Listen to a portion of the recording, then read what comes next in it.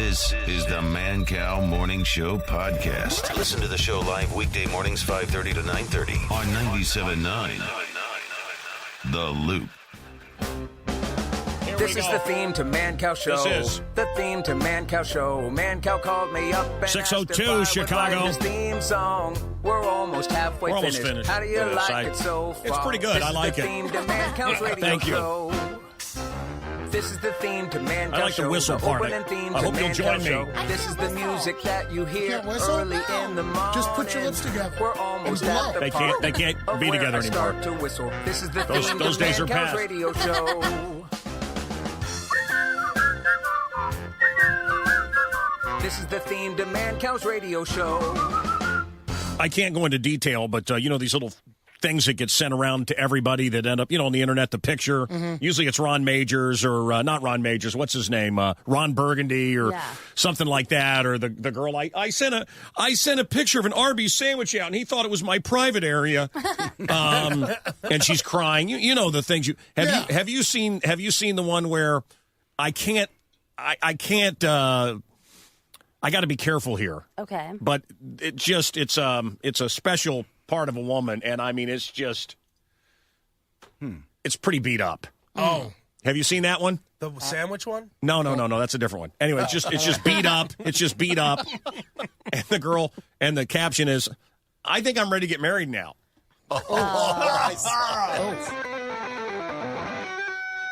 Did you hear the latest about Prince now? Well, I'm trying to keep up on it. Tell me. What happened to Prince? Well, No, he stop. died. I don't know if you heard. Stop. But people are saying now that it wasn't due to the flu. It wasn't anything like that. He had the emergency landing in Moline because he was Drug overdose. overdosing on drugs. I did hear that. So they're waiting to confirm.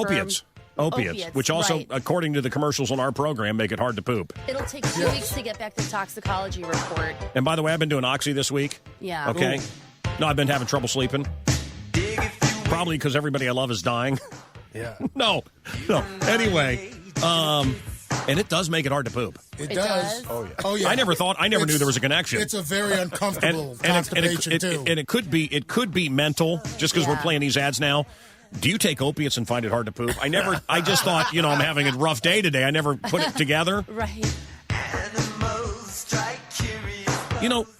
They're saying that's probably what China died of, too. Really? She's like Farrah Fawcett. When Farrah Fawcett died, then Michael Jackson I know. I died. thought about that. She can't even Poor get China. her 15 minutes of fame. Poor in China. death. Poor China, the wrestler. Oh, man, did you hear what, Prince died? Right. Well, they're in heaven together. At least she had a few hours. Yeah. I'm sure he's ignoring her up there. Yeah, He's with Just like he vanity. ignored everybody He's else. United with vanity. I had a very weird encounter with Prince when he sought me out. Apparently, he was a fan of mine. Very bizarre. Have no idea why. Not that, we do this for people to like us. I mean, I want people to listen. The other one that Prince being a fan of this show, Eddie Vedder being a fan of this show was weird to me. Am I insulting myself by saying not this? at all, but... And the one that really was weird, the weirdest ever, well, John Fogerty was a surprise, but Van Morrison, wow, very, very bizarre. You just assume Prince isn't a fan of anything. You assume he's not a fan of anything. And you have never heard his, what I think is his greatest song. I have not. What song? Well, he's never heard it. I want to play it. It's called Sign of the Times. Do you know it? No. Oh, do you know it, Al? You've never heard Sign of the Times? Al, do you know it? Do you know it? Yes. Okay, sports headlines. I want to play a little bit of it for you coming up. Okay. What do you got coming up, man? The most exciting night in Chicago sports history. The most exciting night in Chicago sports history. We're going to talk about it. Hang on. better work. The Mancow Show believes in diversity. We are 27% female, 68% male, 5% other. The Mancow, a she-male since 1997. On 97.9 The Loop. Working harder than a bathroom air freshener a day after an open bar office party. He is the Mancow. Mancow on The Loop. 1, 2, 1, 2, 3. I'm the Mancow, 6'11" right now. Prince dead at 57. The elevator connection, we're going to talk about that. St. Charles, Tim, hi. Hey, what's going on, man? I love you, love the show. Thank you, man. What's going on with you? What can I do for you? Nothing, man. I got a guess for that mystery movie. Yes, sir. I got Birdman. Not Birdman. Thank you. Told me several times that he didn't like Movie Manatee coming up. I wandered in to the most incredible movie yesterday. Really? What Yeah, movie? well, I say yesterday. Last night. Slept for a couple hours, as I do during the day. I get up at 2:30 to do the stupid show. And wandered into a movie around 7 o'clock. Nothing else playing. Wanted to go see something. The kids were hanging out, and the wife and I, we had something to... Anyway, it just happened. It was the only thing starting. Okay. Had no idea haven't read anything about it. Okay. And maybe because I haven't read anything about it, it may be a Rotten Tomato dog, and everybody may hate it. The critics may hate it. I don't know. Right. And I think it may be the first time in my adult life that I've ever went into a movie that I didn't see a commercial. I didn't read about it. I didn't know anything about it. First time in my life. Okay. That I can ever remember. Because you always read something. Right. Sure. You know something going in. Well, yeah. Well, God, what's this about before you go spend your money? Why would you be there? Right. I just went to see this movie because it was starting at 7, and that's it. Right. And it was great. What was it? Elvis and Nixon. Oh, I want to see that. Guys, I'm telling you, it's a Kevin Spacey. Kevin Spacey nails it. And Really? it's a true story. A lot of it is right from the transcripts. The conversation that Elvis just shows up at the White House. Oh, I'm going to cover and bust these hippies, man. He hates the Beatles. He hates that people are doing drugs. He hates that they're burning the flag over the Vietnam War. And I want to go undercover. And they said, well, wait a minute. You're the most famous person on earth, Elvis. How are you going to undercover? I've done 33 movies, man. I'm a master at makeup. I'm going to go undercover. And he was serious. He was serious. And he hates all the kids smoking dope. Sure. And of course, he was high as a kite. Right. So I can't wait to hear what Pete the Movie Manatee has to say. Eddie Vedder did a song with a 7-year-old. It's kind of cute. We'll have that coming up. Prince kicks Kim Kardashian off stage. I've got the audio. Anyone remember that? Yep. Spike Lee's Prince block party. Dave Chappelle reflects. Was Prince killed by the government? He's been saying a lot of bad stuff recently about the government. A lot of stuff I agree with, by the way. Members of Prince's band, The Revolution, are going to call in. Nobody else has that today. Prince with Steve Winwood, Jeff Lynne, ELO's Jeff Lynne, and Tom Petty. A recording you may not know about that is just incredible. Oh, my God. Did you know that Prince did something with Steve Winwood, ELO, and Tom Petty? Yeah. You did? Yeah. Wait till you hear it coming up. Oh, it's great. We're going to play it. Was it an overdose on opiates? Was it AIDS? Aretha Franklin says it was Zika. Yeah, You're going to hear bizarre. Slipknot. You're going to hear Slipknot covering Purple Rain last night. That's just some of the stuff we got coming up for you. And the greatest song that the people on this show don't know because they're too young. We'll have that coming up. Hey, kid. And now it's time for the Mancow Mystery Movie. Boss wants to see you. Tell him I'm rehearsing.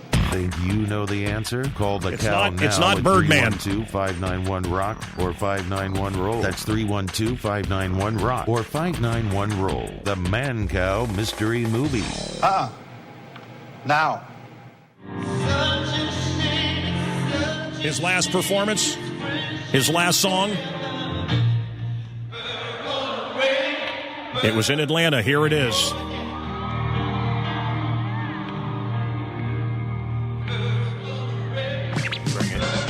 And now, it's Mancow's In Your Face Sports with the Uptown Funker, Al Roker Jr. Wait a minute. On a night where the Blackhawks had to go into double overtime Yes. to keep their playoffs hopes alive, Yes. we start in Cincinnati. Yes. Where the Cubs played the Reds and scored 16 runs, and that's not even the The story. The Cubs. That is the story, isn't it? Jake Arrieta Yeah. with a no-hitter, his second no-hitter in 11 starts. Cubs win 16-0. Jake Arrieta with his second no-hitter in 11 starts, 50th no-hitter in Cubs history. Wow. He's won his last Cubs are incredible this year. 24 straight games as a pitcher It's the for end the of the Cubs world. in the regular season. This is the end of the world. The last time Jake Arrieta lost in the regular season, the Cubs were no-hit by Cole Hamels. That's how good you have to be to beat Jake Arrieta. Wow. So now you're on that high. Yeah. You turn on the Blackhawks game Yes, Blackhawks. versus the Blues. Yes. They're fighting for their lives. Yes. If they lose, Yes. they're out of the playoffs. Their season is over. Come on, the game Blackhawks. goes to double overtime. Double overtime. Come on, Double Blackhawks. Come on. overtime. Come on. Patrick Kane Yes. Kane. comes through. Again. He scores. Again. Hawks win. Again. Hawks win. Again. 4-3. Yes. They stave off elimination. Wow. Now the race is on. Kane trying to explode into his own. Gets Game 6 Saturday night at the United Center at 7. Sports brought to you by My Pillow. That's Mancow's In Your Face Sports on 97.9 The Loop. Get some headphones on. I want you to hear a little bit of this. This is the greatest song he ever did, I think. And we can debate that. This is called Sign of the Times. Not going to play all of it. 6:20, that's Prince, Sign of the Times.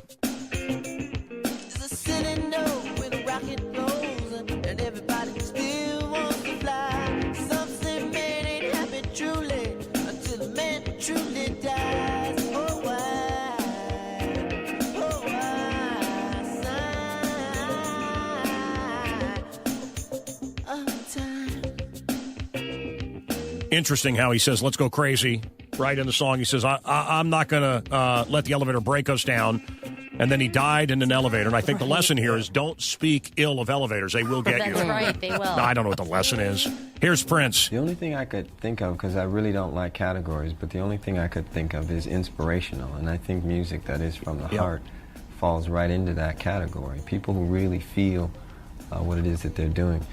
Ultimately, all music is or can be inspirational, and that's why it's so important to let your gift be guided by something more clear.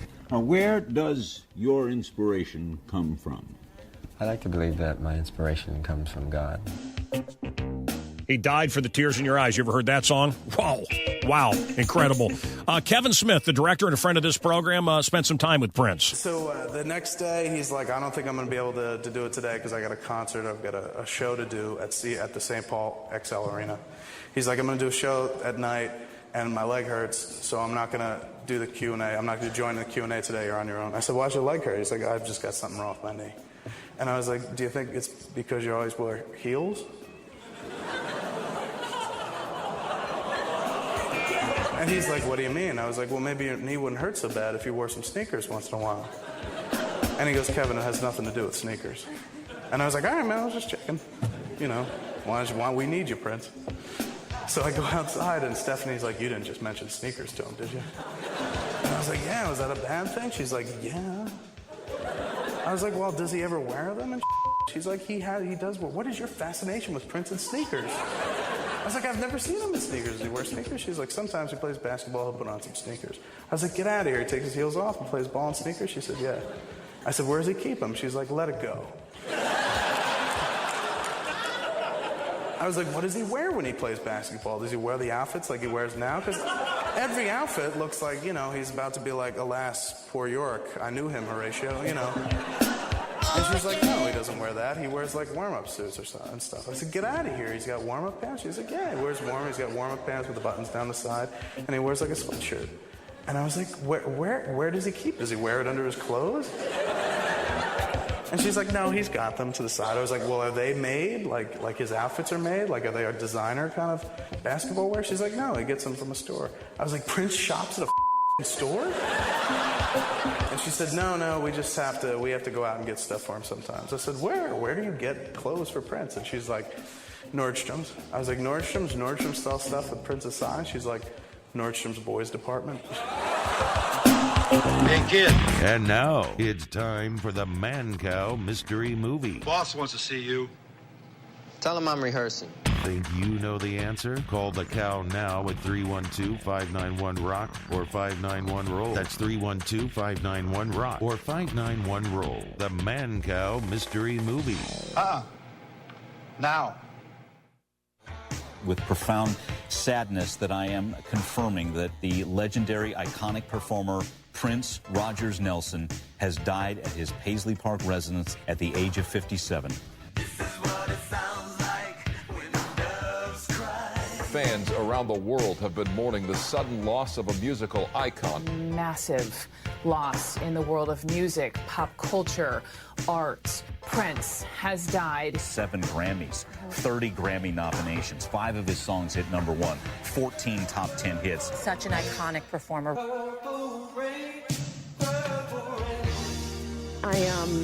I'm just in shock. I'm just in shock. He's the Mancow on the loop. I'm embarrassed to tell you this. This doesn't happen. Tim, I didn't know that story. What a great story. No idea. Stalking It's not on the water, but the lake is right nearby. Skokie's not on the water, you know, but it's close. So I was thinking we should compare my face shaven with Harry's razors. Okay, we should compare my face with Harry's razors. And someone's, you know, like a baby's ass. And I thought, well, you know, Abe the chameleon, the Palestinian, his look at how freaking hairy he is. And Al's it's all, you better believe it's all gristly back there. You probably have fine baby hair on that sweet ass, don't you, Simon Kirk, huh? Rock Don't and roll, you? prostate health metal. That's right. Yeah. And love cheese, I bet it's as fine as frog fuzz. But I thought probably, you know, Kathy is what we would rub her ass on the microphone and then my face. But then I'm thinking she's Greek, so she may have a real beefy, hairy butt. Hell yeah. No, she got a beefy butt. Today in music history, Deep Purple, and I'm telling you, that Machine Head recording, one of the greatest rock recordings of all time. Let's go to Blue Island. Ray, you ever see Chips Enough out there hanging out? No, I haven't. No, that's all he talks about is Blue Island. Sounds like, I mean, I've been through there. His house is just like, if you want bed bugs, go to his place. And humbugs, you go there as well. So what's up, man? I love you. I love your show. Thank you, brother. Got a guess for the movie? Please. Death to Smoochie. Death to Smoochie. What a crap movie. No, sir. Let's go to Todd. Todd, what do you think? Hey, good morning, Mancow. I love you. Love your show. Thank you, man. I'm thinking, is it Paul Newman and Cool Hand Luke? Oh, you're the best. I wish. That's better than what this movie is, but no. Let's go to Elmwood. Vicky, hello. What do you think? Hi, Mancow. I love your show. I think it's Office Space. No. Thank you.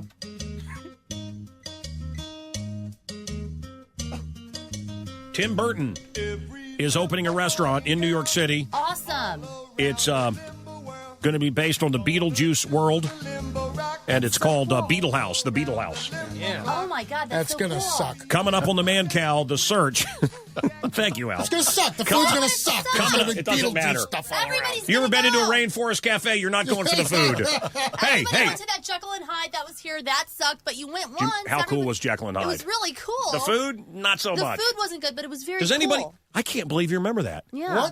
What's Jekyll and Hyde? I don't even remember that. Man. It was a big deal. There was a restaurant in town that I didn't go to? It was a haunted house restaurant, and everybody was an actor. I had sex. I had sex with 10 of the waitresses there.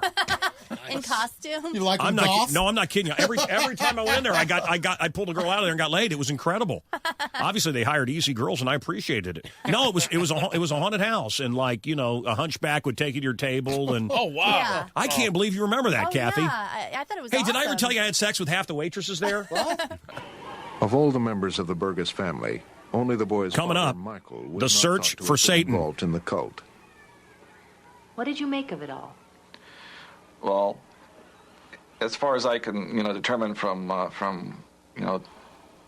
Patty had said and what the doctors had said. You guys just feel it that evil is decloaking. Just don't even care. It's not even trying to hide anymore. The devil's advocate. Evil doesn't need an advocate anymore. We need an advocate for good now. This is Prince. Long ago, there was a man who changed stones to bread with one touch of his hand. He made the blind see and the dumb understand. And he died for the tears in your eyes. Hey, kid. And now it's time for the Mancow Mystery Movie. Boss wants to see you. Tell him I'm rehearsing. Think you know the answer? Call the cow now at 312-591-ROCK or 591-ROLL. That's 312-591-ROCK or 591-ROLL. The Mancow Mystery Movie. Now.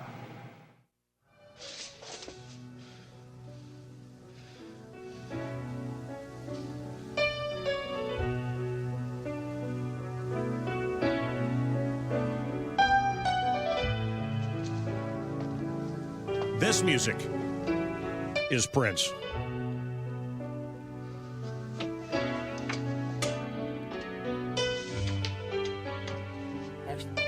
So he had an emergency landing in Chicago. Everybody was talking about it. I was out and about this past weekend in Chicago. Everybody was talking about it. Right. Everybody was calling me, hey, Prince, emergency landing. He may be dead. He could be dead. And now they're reporting that he had an overdose and had to land in Chicago. He was high on opiates. Apparently, he needed a double hip transplant, and this is my theory. I think he was, and Jehovah's Witnesses don't believe in blood transfusions, so he was avoiding the hip transplant. I think he was so high on pills from the pain that's why he needed the landing. So he landed and here. Reportedly, they needed to give him a save shot when he went to the hospital. And then he left after 3 hours And because they he wanted couldn't him get his own room. They wanted him to stay. Yeah, he couldn't get a private room, so He's Prince. He couldn't get a private room, so he left. And that may have been the end of him. And he was on the elevator. Paisley Park. You've been to Paisley Park, Love Cheese? I've been there 3 or 4 times, yeah. And, like Elvis had Graceland or Xanadu for John Foster Kane. What was the magnificence of Paisley Park?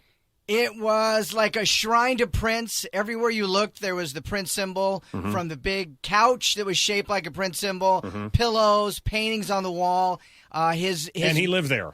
He lived there upstairs, So it was a monument to his ego. And it was an amazing studio. It looked like NASA. Right, and did you see him perform there? I saw him perform there 3 times. I saw the 1999 New Year's Eve show there. Oh, I remember that. Yeah. And? Amazing. Yeah. Amazing. Wow. Lenny Kravitz, The Time, George Clinton. I want to talk about the time Prince sought me out. We'll tell that story coming up. It happened here in Chicago. And didn't you run into him at the Metro or someplace like that? It was at Excalibur. Okay. Excalibur. Oh, my God. I remember that. Yeah. Well, that's where I was buried alive. Excalibur was a Halloween stunt. Many of you may remember I was buried in a coffin 7 feet under. It was really horrific, and there was no gimmick. I was in a coffin 7 feet under, right? So you met your wife, right? Yeah, and that was my wife. That's the day I met my wife. And I just remember this little guy over here. Come on over here, Love Cheese. I just remember little Love Cheese for the next month. Did you see her ass? She had a great ass. She still does. But no, I just, and you guys didn't know. Look anymore. You guys didn't know. I just, just going on and on. I need things like, did you see your pants day? I need a burrito off that ass. I'd like to have breakfast. Well, you can't blame the guy. Nah, he didn't know. How would he know? No, he didn't know.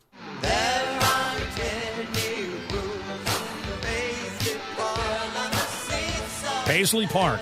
How big was it?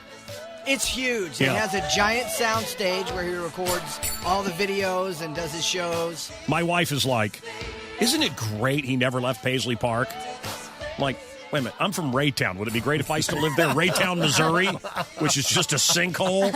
I don't think it's that great he didn't leave Minneapolis. I don't know. His musical salute to his home, Paisley Park. Who names their home? Who names their home? Yes, Neverland Ranch. How was the concert hall? Amazing. It was just a huge sound stage, and right above the stage. But by the way, he thinks the Rice Bowl's over at Wow Bauer. That's everything's amazing with him. So, Jeez, are you okay? He's the Jimmy Fallon of this was his hero. He has a Prince tattoo. He has a Prince tattoo. I can't believe he came into work today. Are you okay, Cheese? How did you take the news? Is there a tear coming off of the Prince tattoo? I don't cry over celebrities, but I was driving to pick up my daughter yesterday from school, and on the radio they played "Nothing Compares to You," and I actually started crying. He wrote that. He wrote that for Skinhead O'Connor. I was actually very concerned about you yesterday. I was too.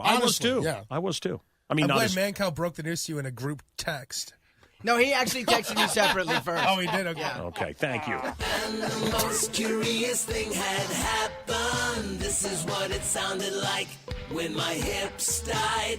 Hey, Prince, it's your old pals, your hips talking. We're dying down here. Oh, your purple highness, what do you got? First his hips died, and then he died. Your hips talking, and we're dying down here. Were you ever on the elevator in his house? I never did. We didn't get to go upstairs. Oh, no, so that's where he lives. So you were. He never had sex with you. He never. No, Love Cheese was a beautiful twink when he was young. He just died. Prince isn't gay.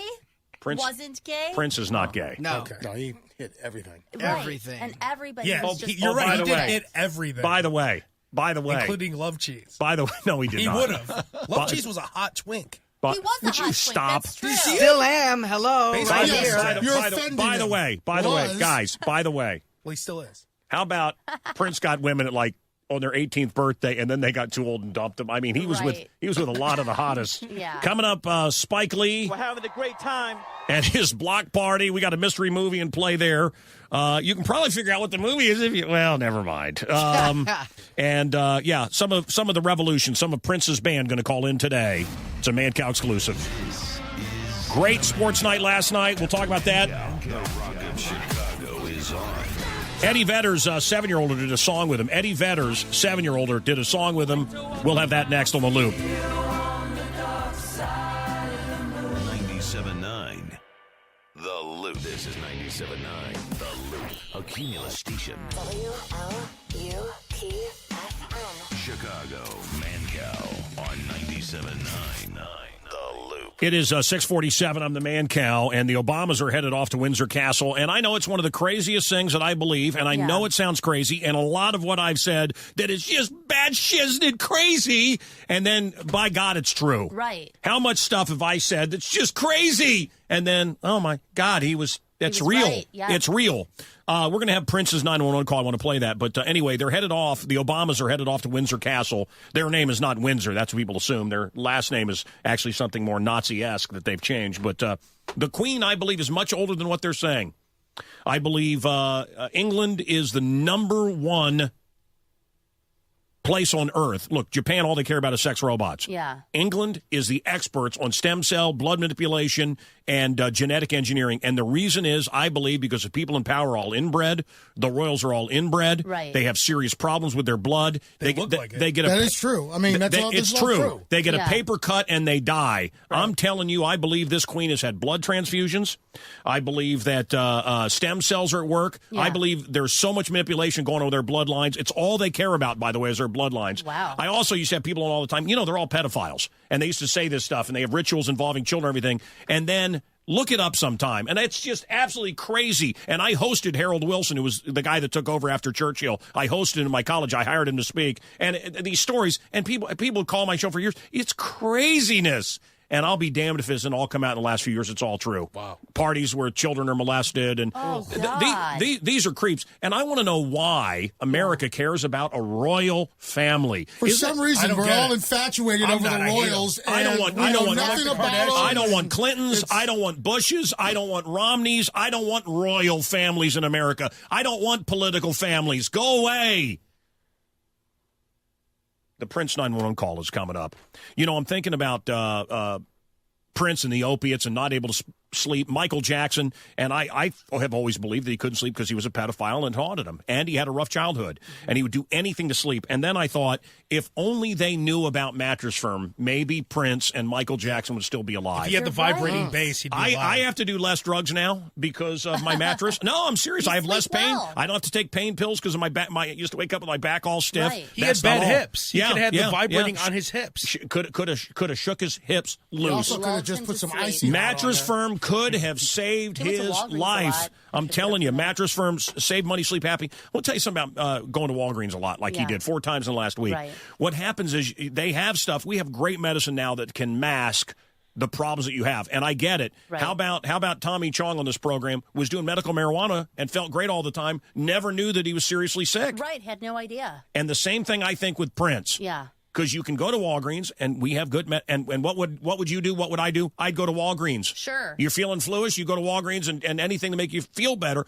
The problem is it masks the problem. It doesn't fix it. It just masks That's it. right. So I think he was worse off than he imagined because he was, getting some help from Walgreens. Wouldn't you freak out if you saw Prince at Walgreens? Like Prince. They said goes everyone to in that Walgreens knew him too. He was in there not just those 4 days, but all the time. Sure sounds like a drug addict to me. Does he get into like his Jeep Wrangler and go to Walgreens? Do you know his little purple mini car? We're having a great time celebrating the Prince. Now we're gonna go. Let's go crazy in a minute. Dearly beloved, we are gathered here today for this thing called life. We're about to go bananas here. It's a great celebration.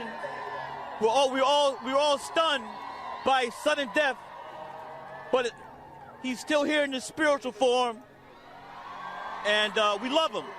So I just put out my social media today. Come on out to Brooklyn, come out to Fort Greene, and let's celebrate a great man. It looks like you got. Musician, a great It looks artist. like there's thousands of people there. Wolf Blitzer. 5,000. The power of social media. Wolf Blitzer had a little mistake yesterday. A little tiny mistake. It's hilarious. We'll have that coming up. Did he think that Prince was Jimi Hendrix? Is that what happened? Maybe. Let's go to Hector. Hector, hello. What's up, Dick? Hey, Hector, what do you think? Hey, man. Love your show. Thank you.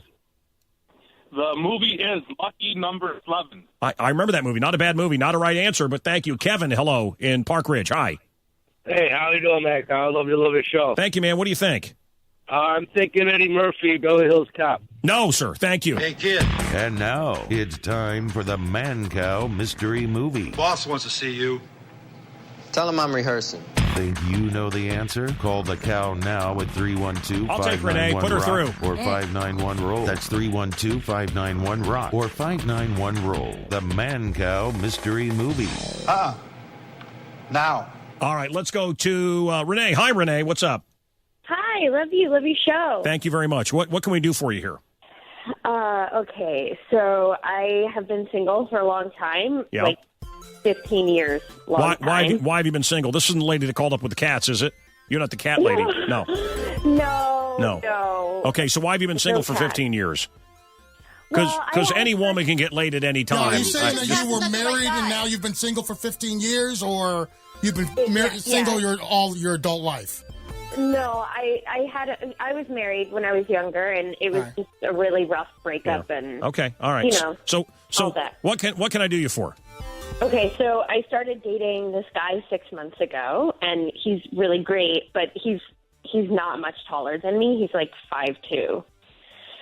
And he complains all the time about being short. He's really self-deprecating, and it's getting really unattractive. So I told him that it bothers me when he complains about his height. What? No, just listening. Go ahead. Oh, sorry. Yeah, so then just out of nowhere, he started wearing shirts with like ruffles and high heels, and he said that Prince also was short-statured, and he did that, and, you know, he was this huge sex symbol, and he says that they make him feel really confident. So, you know, he's a great guy, and I love him, but he even wants me to call him the kid. He's really serious about this change, and I don't know what to do. Wow. Well, let's go to our short people's bureau. No. Hang on a second. I mean, we have a guy that's classified as a dwarf here on the program. Any man that is under 5'2" is by law a dwarf. So we have a dwarf that works for us. And we'll talk to him in a second. Well, you guys can laugh all you want. That's a dwarf right there. Nice. It's a actually he's proportioned normally, so he's what's known as a midget. Oh God. So I'm sorry. Oh, we're not supposed to say that. We're not supposed to. And Al's not black. But he's complete. He has everything. Everything on him is perfect. Yeah, it's just little. It's like you get a big screen TV here, and then you go over to Japan and get a little tiny one. That's the same thing, just one's tiny. Why doesn't he have that fat ass? That's a dwarf. He's a midget. Oh, wait. So I he doesn't see. have fat ass and a big head. Because he's a midget. Kathy has a fat You know, ass. I'm and a right big here. head. Kathy's a midget. I'm right here. Okay. So being a midget is actually pretty cool. So half of me, sure, it's way cool, dude. It's good that you're a dwarf. Whatever. It's good that kids' you're. clothes and kids' shoes. It's a lot cheaper. He does shop for kids. Yes. Wow. So did Prince. That's where he goes. Okay, yes. Now listen. This is where I want to go with this. Half of me, crunchy wheat, nicely sweet, tastes great, less filling. I go back and forth on this mentally since she called. Renee, here we go. I want to tell you, I understand a woman not wanting to have a guy that's shorter than her. I get it. Yeah. And I want to tell you something else. And, God, I hate generalizations. Okay, I really do. Right. Okay, I do. Like, black people don't like to work. I mean, these are dangerous lies. Asians are bad drivers. These are dangerous lies. Jewish people, are good with their money. Asian kids are good with math. These are dangerous lies. Okay? But I have found one of these stereotypes that's true. Okay. Little guys are pricks. Not all. Not all of them. No. All of them. And they'll be nice when they want something. But other than that, they're mean. They hate the world. They've always been brutalized. They've always been looked down upon. Psychologically, they resent their height, and they really berate and hate the world. Yeah. All They're of them. Angry. It's called little guy syndrome. You know, Cheese is standing right next to No, you. I know. Well, you don't have right. 40 pairs of short pants hanging in your closet, pal. That's the problem. He is an absolute anger ball, and the only time he's nice is when something is here that he wants. In other words, if I get a bunch of donuts sent over from Stanley's, or Gail's gives me some, coupons for free grilled cheese, or I get a movie coupon or something. Hey, how you doing, buddy? Oh, you got movie coupon? And that's the way they are. Seriously. Not only is his eyesight 20/20, but so is his jean size. They are absolutely nasty. I like short guys. I find them to be very funny. They have to make up for their height by being funny. They're assertive. Right. But would you sleep with one? No. Exactly. No, there you go. of course not. And But I'd because like of to hang out that, with them. he's pissed off. Don't you understand? Oh, man. Thoughts on short guys? Anyone else? She wants to know what to do with the short They guy. all have a Napoleon complex, but Napoleon complex. Yeah, but Prince never seemed short to me in stature. It's the way you carry yourself. Exactly. They had Prince's stylist on CNN. They said that he would wear on his shoes. Are we talking about Prince or him? Well, No, I'm talking about short No, it's people. a short. No, it's a short thing. I don't. What about it? They said that whatever kind of pants he was wearing, Yeah. he would have that material over his shoe because it was an illusion to make him look taller. I do that. Yeah. That's what I do. Yeah, no, a great illusion. It Yeah, makes a Prince always. difference. Prince. Yeah, because his pants went over his shoes made him look a lot It taller. lengthens your legs. Listen, I met Prince. Okay, you met Prince. Yeah. He was short. How tiny was he? He's tiny. When we He went was to petite. Florida and met up with Don Bernstein, he took us to the Hard Rock Warehouse. Yeah, I was there. I said, "Where's the Prince section?" Yeah, Remember, I pulled out remember. his Alphabet Street outfit? Yes. And it was too small for me to put on. Really? And I'm tiny. Yes, he also tried to put on one of Prince's condoms, used, and it was way too big. 7 a.m. at the Loop.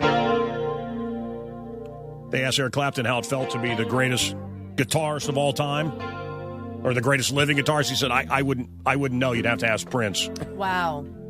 Prince's musicianship gets overlooked a lot. He It gets was a talented overlooked, man. and people always talk about his flamboyancy Yeah. and but just a fantastic musician, a genius. He could not sink. Right? You know what it means? He was What do you mean? flamboyant. What? No, that's no. That's something else.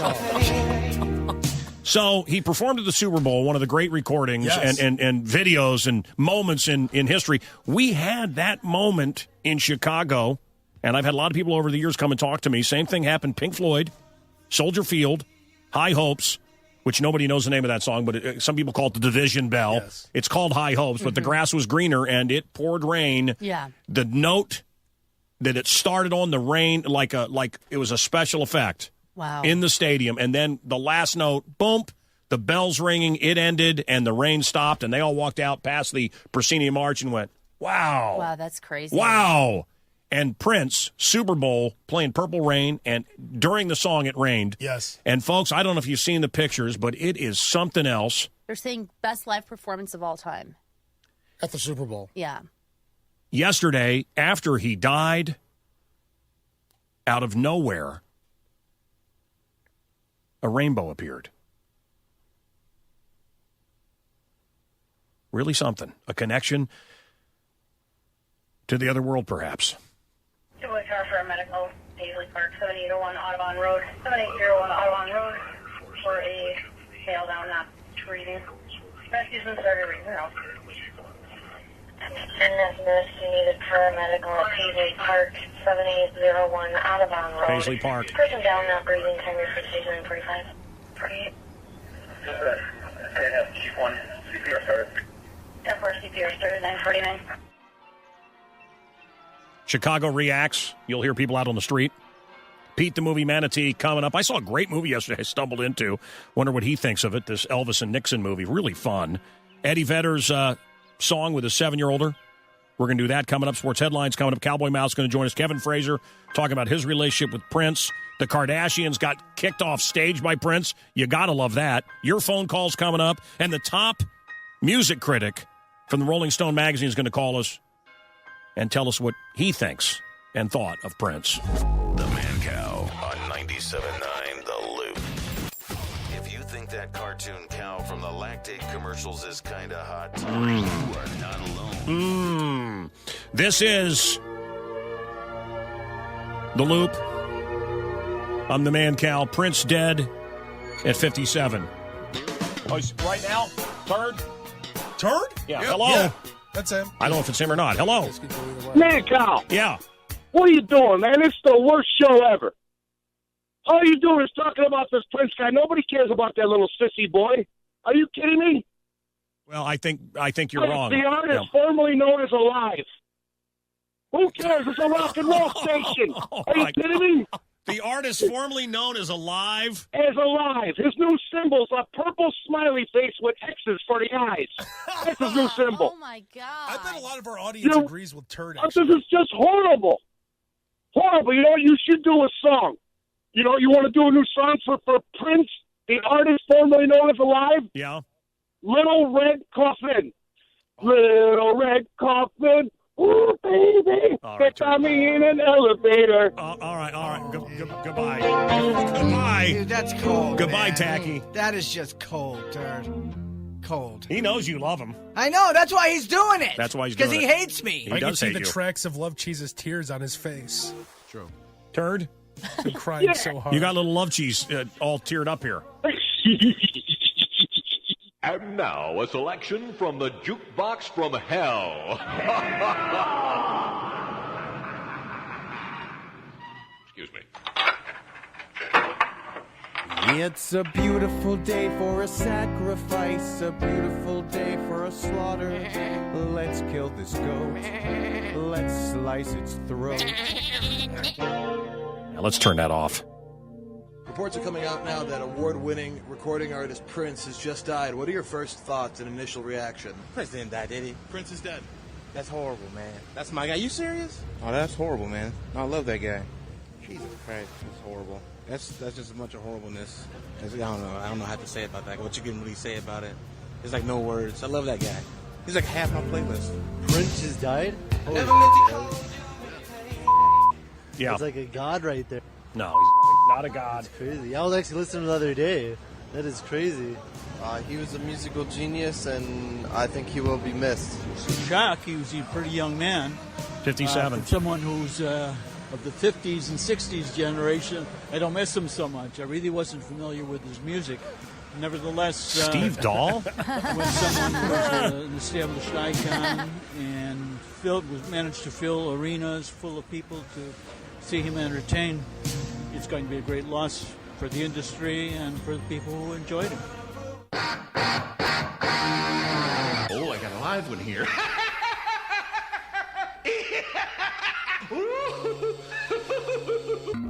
I do think Bat Dance was pretty awful. Are you kidding? That You know, video we was thought so it was cool when it awesome. came out, it looks though. ridiculous. I thought Watch it- it now. But yeah, in retrospect, let me it tell was you, like no. In retrospect, and even then, I thought, wow, this sucks. This I was sucks. 9 years old when that came out, and I thought it was the coolest thing.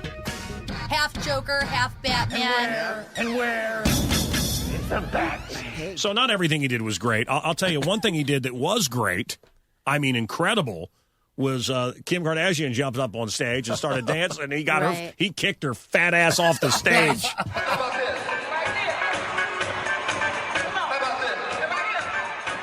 She might be too sexy.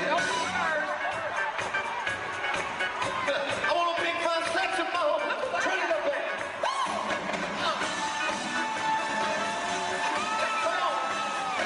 Get off the stage.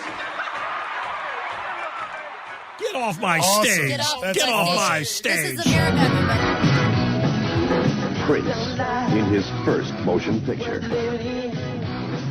Before he created the music, he lived every bit of it.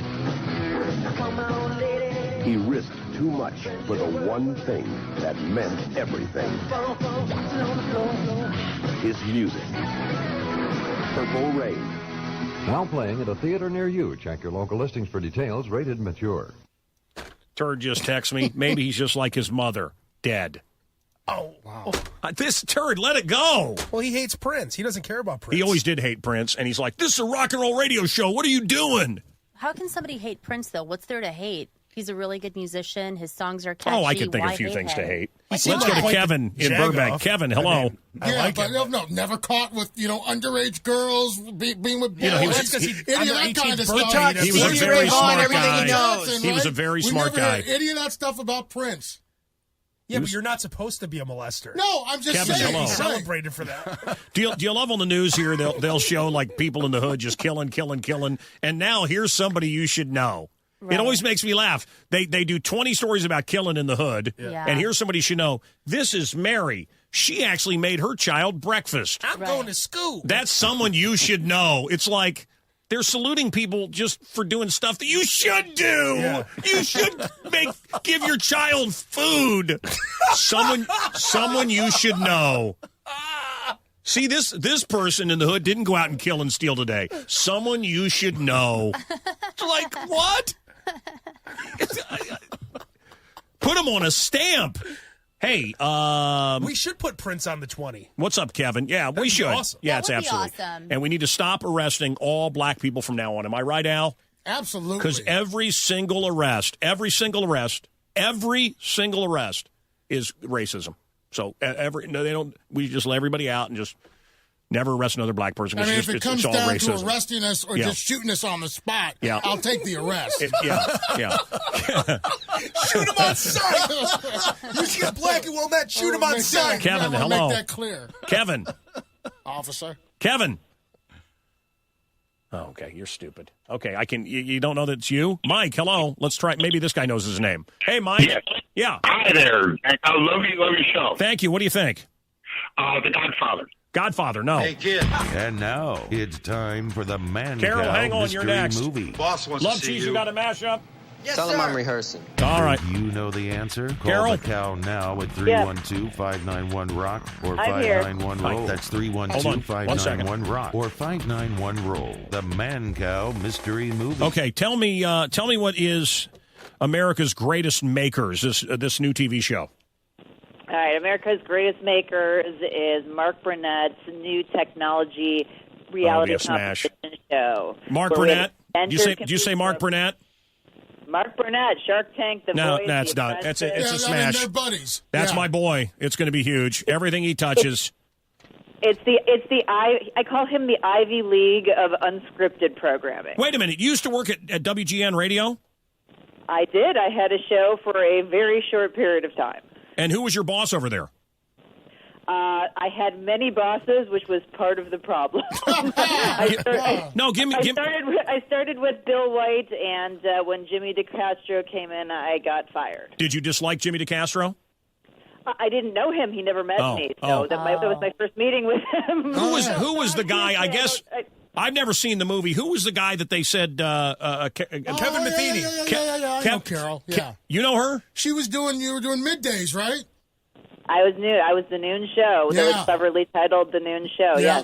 Kevin, He hired me and then he died the next day. Oh, he did? So I didn't get hired then. So Kevin Matheny calls me and says, we want to hire you. He goes, who's on Sunday morning at 9 a.m. on WGN? He was testing you. And I said, I don't have any idea. And he goes, well, I don't think you're committed to our product. I said, who? I said, wait a minute. I said, who are you? And I said, listen, I don't even know who you are. And I said, listen, go out on the streets of Chicago and ask anyone who's on 9 a.m. on WGN Radio. Right. Ask anybody. Right. Well, you're in the business. If you're really committed to the station, I said, I'm not committed to the station. Yeah. Wow, I don't that's work for you. ridiculous. You called me. You personally killed You asshole. Chicago radio. What an asshole It's that guy was. unbelievable. What an asshole loser that guy was. I guess Stern called him pig vomit. Not that I need to promote that other asshole, but and who was finally something you can agree upon? Who was Matheny's boss? What was that guy's name? Zink. It began with a Z. I don't know. I worked. He was another jag-off. Most of the time under Bill White, who was phenomenal. He was great, but unfortunately, when he was let go, I was let go right after. What I loved is they took me in there, and they have this great studio. Everybody knows, right? They have this great studio on the street. Yeah, on Michigan Avenue. And they said, I worked out of there. I loved that studio. They said Wendy Snyder and others refused to be there, and I said why? And this is the guy. What's his name? Matheny. But Sam Zell's the other guy you're thinking of, right? So he says to me, would you be willing to sit there on Michigan Avenue? I said, are you kidding? God, I would love that. Yeah. He goes, yeah, Wendy Snyder and others won't sit out there and Steve Cochran and others hate it because they're ugly and they don't want people to see them. Because That's they're what the guy. ugly? Well, they Wow. are. They are ugly. Wow. It's like, put me right out there. Are you kidding? Put me on Michigan Avenue. You know why I loved it, because I come from television, and so for me, I'm used to live interactions and all of those things. Right. I didn't need sort of the darkened, cordoned off studio. So it was wonderful. I enjoyed interacting with people and waving at them, and you had a little button you could talk to people through that. So to me, that was sort of the highlight of being there. So what did they say you got fired for? I mean, literally, it was just a changing of the guard. Oh, sure. Yeah. We're going in a different direction. Yeah, Yeah, Just those like assholes. when they got rid of the Cubs as they're becoming the greatest team in baseball for the next 10 years. Yeah, it's been a series of moronic choices for that station. They killed something great. Hey, listen, she went to Deerfield High. Her new show is called America's Greatest Makers. It's on TBS. It's a new Mark Burnett show, and I'm sure it will Tell kill. Mark we said hi. Okay. Coming up, more on the diminutive one's death. A mystery movie still in play. Sports headlines shortly. One of the most exciting nights in Chicago sports history. How embarrassing for Wolf Blitzer on TV last night. I think it's only just beginning, the reaction. It's only beginning, Don, to set in that Prince is dead, that he's not going to be around. And he's been so active over all of these years, writing music, performing, soundtracks for major motion pictures. All of us, of course, remember Purple Haze. You're listening to Mancow on the Loop. The Mancow on the Loop.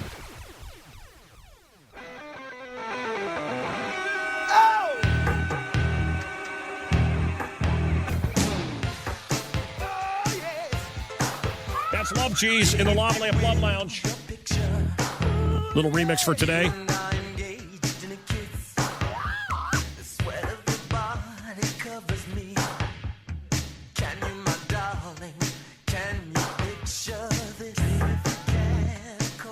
Hey, kid. And now it's time for the Mancow Mystery Movie. Boss wants to see you.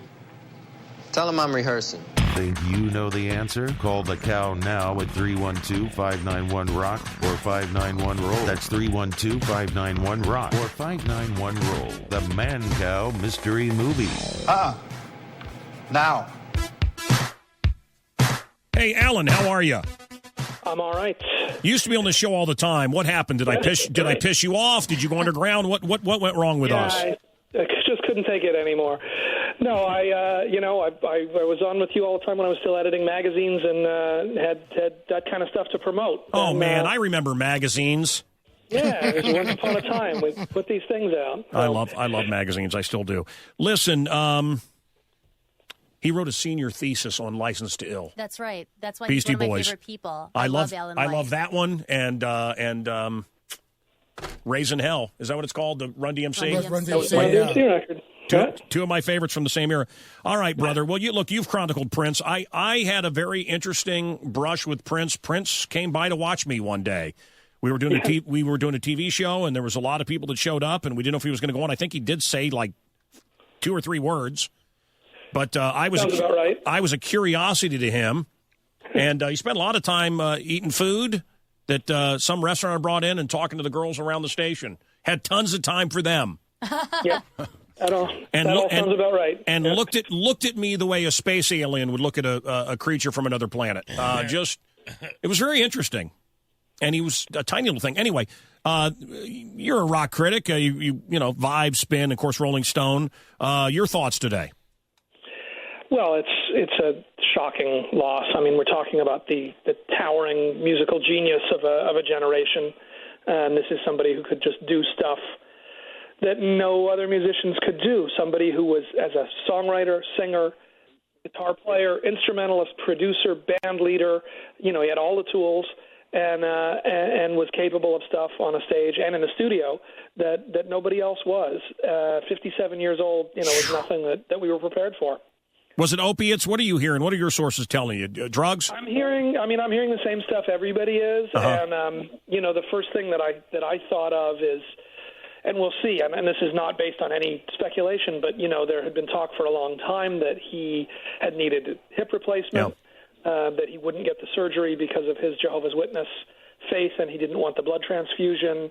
And I wonder if, that had gotten worse and so he was taking painkillers, to get through that or some other physical issue and that's what happened here. That would connect a few dots of the rumors over the years, but, until we hear something official, I'm making that up. Was he more important than Michael Jackson? Well, it's very, we're still talking about Prince versus Michael Jackson. I think they were important in different ways. I think that, Michael obviously was important for raising the stakes, the scale and the possibilities for what a pop artist could be. Doing something as big as Thriller, set a different sort of blueprint for everybody.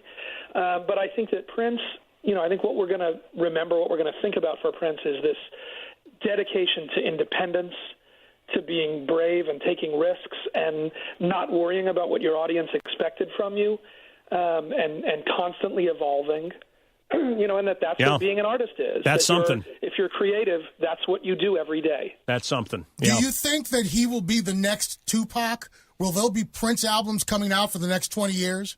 Well, we all know he never stopped recording. Anyway, he put out 40 albums in his lifetime, plus all the B-sides, plus everything else. There are hundreds and hundreds and hundreds of songs in the vault at Paisley Park. By the way, 40 CDs, and how many of them were any good? Sorry, there's some of that stuff was just... You heard his last album, right, with the song about Baltimore? Well, that was the Freddie Gray protest song. A lot of filler. He wasn't worried about being consistent. Yeah. He was worried about being true to what he was hearing at that moment. Yep. And, not all of it was great, but even on some of the kind of crappy records, there are songs that are amazing. Bad was written for, Michael Jackson wrote Bad for him to do with Prince, and Prince read it, picked it up and went, "Your butt is mine, I won't do it." Can you blame him? Your butt is mine is the first lyric he went, "I won't do it." Right. That was it. What is Prince's masterpiece? For me, it's Sign of the Times. I don't know if people know that song. I also love Died for the Tears in Your Eyes. To you, what's the masterpiece? Well, I think the Sign of the Times album is incredible. Yep. I mean, I think that if there's one, Purple Rain is perfect. Every second on Purple Rain is perfect. Sign of the Times isn't perfect, but it goes into so many different directions and sounds. I just think that's an incredible record. If I have to choose one album, and it's one of the big songs, but if I need to play somebody one song to show what Prince was, When Doves Cry is as good an example as anything. I mean, talk about something that didn't sound like anything else and brought together, all these different sounds and influences and just broke into a new universe. Alan? Yep. Welcome back to the show, and goodbye. Was it the flu? Is he addicted to opiates? Is that what happened? Did he OD? Did he overdose when he landed in Chicago this past weekend? What was it? Aretha Franklin says she believes he died of Zika. Some are saying AIDS. Others are saying he's really been bold against the government lately.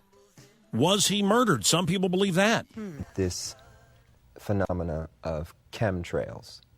When I was a kid, I used to see these trails in the sky all the time, and so, oh, that's cool. A jet just went over. And then you started to see a whole bunch of them. And next thing you know, everybody in your neighborhood was fighting and arguing, and you didn't know why. Okay? And you really didn't know why. I mean, everybody was fighting. Wow, I have a lot to say.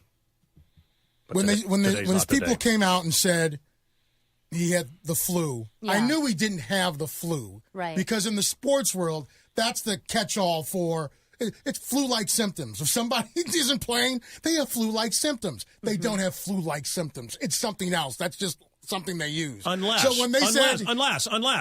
he had the flu. Okay, well, he's dead today, so I'm going to guess he didn't have the flu. Except people die from the flu all the time. I understand that. Yeah, like but this is 90-year-old America, people. and this is Prince. Dave, hello. Hey, Mancow, love your show. Hey, buddy. What's up? I got a question for you. I don't know if you play fantasy football or not. Of course. I do. Yeah. I was just wondering if you or your crew had any suggestions for a team name. Yeah, Dave's team. You're welcome. You're welcome, Dave. You're welcome. Here's Aretha Franklin. It's such a blow. it's really surreal. It's just kind of unbelievable. I was coming out of my hotel, and the doorman stopped me and asked me had I heard about Prince. And it just blew me away. Unbelievable. But he was such an original. He was definitely an original and a one of a kind. There truly was only one Prince. But you know, they're saying flu-like symptoms. I'm wondering if it had anything to do with this Zika virus. Mancow. Joe Dine Spire, welcome to the program. Thanks for having me. It's Jodine, by the way. Sure. Whatever you say. Like you know better than me. Not Lady Gaga, but it's Jodine. You look at your book. Oh, no, she's got a nice face. Nice. But they don't show the body, so it could be the other way Well, around. see, it could be the other way around, but the face is nice. Very nice. Yeah. Do you ever see a book photo that has a full body shot? No, but... And Coulter. Yeah. Oh, leave it to Anne. They like to set put the her full precedent. body on the on her books. Dump them. Who am I dumping? My best friend, my hairdresser. This book tells me how to get rid of anybody. How do I get rid of a obnoxious co-host / sportscaster? Wait a minute. Do you want to do a little role playing? I can go through the steps right now. Yeah, let's do it. All right, you want to turn to him. Okay. Give him some kind of warning if possible, because you are working with them. It's Yes. a coworker. I have that chapter. Yeah. I'm looking So in his let him eyes know right that- now, and we're about 2 inches away from each other. Okay, so give him a shout. Say, listen. Now we're thought about our friendship. Now we're about an inch away from each other, and now we're closer.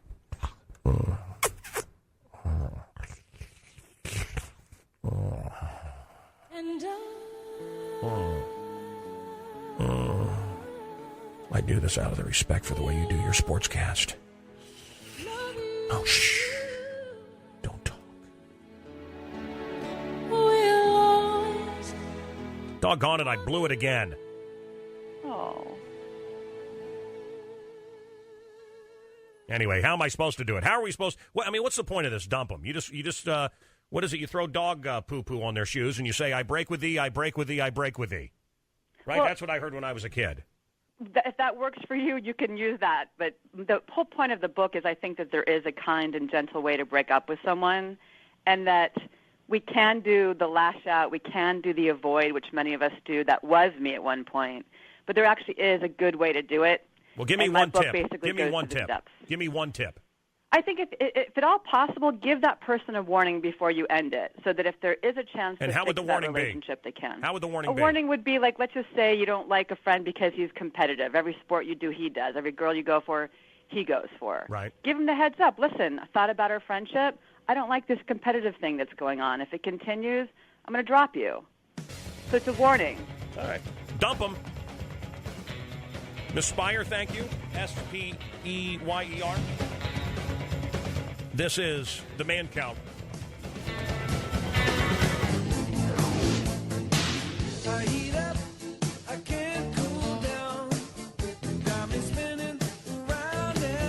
One thing you don't see that often is a black magician.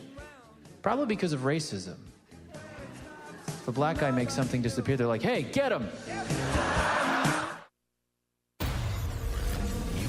You're listening to Mancow. Enjoying the Mancow Morning Show podcast day? Call the show and win free stuff if you got the stones. Weekday mornings 5:30 to 9:30 on Chicago's classic rock station 97.9 The Loop. This is The Loop. I'm the Mancow. My old friend Dr. Fink is back on. Doctor, welcome to the program. Hi, everybody. How you doing? Hi. What's happening? Well, you're what's happening at this moment, and you know why we have you on.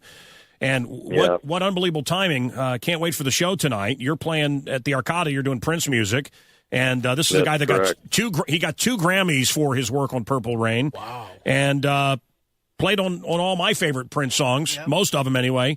Doc, I always believed and you did too. I don't want to ask you about that. Didn't you always think someday you guys would all get back together? Yes, I did. Of course. Yeah. I was hoping for it.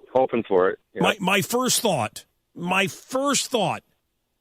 was you, just because you've been on the show a lot over the years. My first thought was you, and we'll never get that. I always believed we would see Prince and the Revolution together again. Why did they break up in the first place? Why did the group break up? Oh boy. Well, Prince had some other things in mind at that time that he wanted to do. He wanted to evolve all the time, and it didn't include his old friends. But he didn't pull me out of the band at that time. He only pulled two other people out of the group at that point. And then, actually three. He let three people of the group go, and then another one decided they wanted to leave as well. And so I was the only original member left. What was your thought? What was your thoughts yesterday? What came to your mind first? Well, of course, you go into that complete and utter disbelief zone, and you're in shock, and you kind of feel like you're out of body, and you're just completely freaked out. Yeah, that's what was going on. Was there a moment in time that came to you? I'm sorry, say that again? Was there a moment in time that came to you? Was there a moment on stage? Was there a moment when you met him? What moment comes to mind? What when there was a special moment to me with Prince? No, when you heard he passed away, obviously, you time traveled back. What image of him came to your mind? I don't know. I mean, it wasn't really so much of an image of him, but more of just a flood of memories of, working with him, really, more than anything. Just all the good times, all the, fun we had back in those days. You've joked on this program that Prince would stay at the Ritz and you would stay at a Days Inn. Do you feel like he treated the band fairly? Or is today not the day to talk about? Always. Yeah? He always treated us fairly. It was first class all the way. When we were able to be successful, he treated us first class. We flew first class. We stayed in the best hotels. But, of course, he always got the presidential suite, but that's okay. I didn't mind that. I liked having a nice room, at the Ritz-Carlton. It was fine. This is Dr. Fink. From the Revolution, Prince and the Revolution, I think his greatest era. Well, everybody agrees. What is the best song that you guys did together? What's the masterpiece? The best song, I would say When Doves Cry, probably. Dr. Fink, how did you meet Prince? How did you get into the band? He was his proctologist. No, actually, I was, of course. But anyway, I met Prince through Bobby Z. Rivkin, the drummer, the original drummer. Mm-hmm. Bobby and I knew each other, grew up in the same community, and Bobby was working for Prince's first manager at that time in about 1977 when they were beginning to take Prince's demos out to Los Angeles to try to get him a record deal. So Bobby played me the demo tape because Bobby's older brother did all the engineering work and, helped produce some of that stuff in the early days. And I just said to Bobby, I said, look, this is unbelievable. This guy is amazing. How can I meet him and get an audition for the band that he plans on putting together if and when he gets a record deal? And he said, just call me up, let me know, and, I'll let you know. And that's what I did. I bugged Bobby and his manager to get me in there. So you knew. People knew this guy was going to be big. Yeah, people knew he was hot. I knew he was hot. How old was he, Doc? Doctor, how old was he? When I met Prince, we were both 20 years old. He started writing songs at 11, I know. Yeah, go ahead, Al, quickly, please. Was it difficult to be a part of his band? It seems like he would be quite the perfectionist. Was he a tax master? Mm-hmm. What kind of leader was he? He was a great leader, really. I mean, he brought out the best in everybody. Yeah, we worked hard. Yes, he was a taskmaster. Yes, we spent long hours in the studio and at the rehearsal space, but that's what it takes, that kind of dedication. That's what it takes to be That's right. Prince. To be a Prince in this world. And, you really, that's what it takes. It takes work, guys. It takes work. Yeah, and, it takes work. Doc, when you watch Purple Rain, or when was the last time you watched Purple Rain? Really not too long ago. I happened to watch, I didn't watch the whole thing, but I watched some of it again. Yeah, every once in a while it'll pop up like on VH1 or somewhere on cable, and I'll just happen to be channel surfing, and there it is, and then I'll just leave it on for a little while and watch it. Doc, you've been on this show a lot, and you know that I'm sorry, I just have ADHD. I had short attention span, and I really kick myself on the way home. I got mad yesterday at a woman who said I say things just to get ratings. I don't. And of course, we had just done a segment on Muslim midgets that have been raped and were forced to get abortions. But we do these things because they're in the news. And this is really inappropriate. The amount of tail this guy got, the amount of women, and how's that inappropriate? That's how I'd love to be remembered. No. Look, the rainbow appeared yesterday at Paisley Park. I think this guy had a real God connection. I really do. And I think that he moved away from childish things and probably moved to a deeper level. I think he deeply loved his wife that died. And I hate to trivialize this great artist with what I'm about to say, but some of the hottest women of when I was becoming sexually aware, and you find out, oh, yeah, she slept with Prince. Yeah, he slept with Matt, Matt Fink, Dr. Fink from The Revolution, what were the numbers like? Was it multiple women, a different woman every night when you guys were at the Ritz? What would it have been like? Well, I can't say for sure. But I know that he had excellent taste in women, and was so hot. I mean, really, he was so lucky that he was also good looking, and attractive, and knew how to attract women. Was he good in the sack? Did women ever talk to you? Was he good in bed? I imagine he probably was. I mean, he was able to date a lot of different women. I mean, that tongue of his had to do nice things. Did you get any of the spillover of the extra women? Yeah. Did you get sloppy? Did you get the sloppy seconds? Did I get sloppy seconds? No, but I had my moments where maybe I considered that, but no, I didn't. Wendy and Lisa, were they lovers? Yes, they were actually. Oh, wow. And did you ever join them?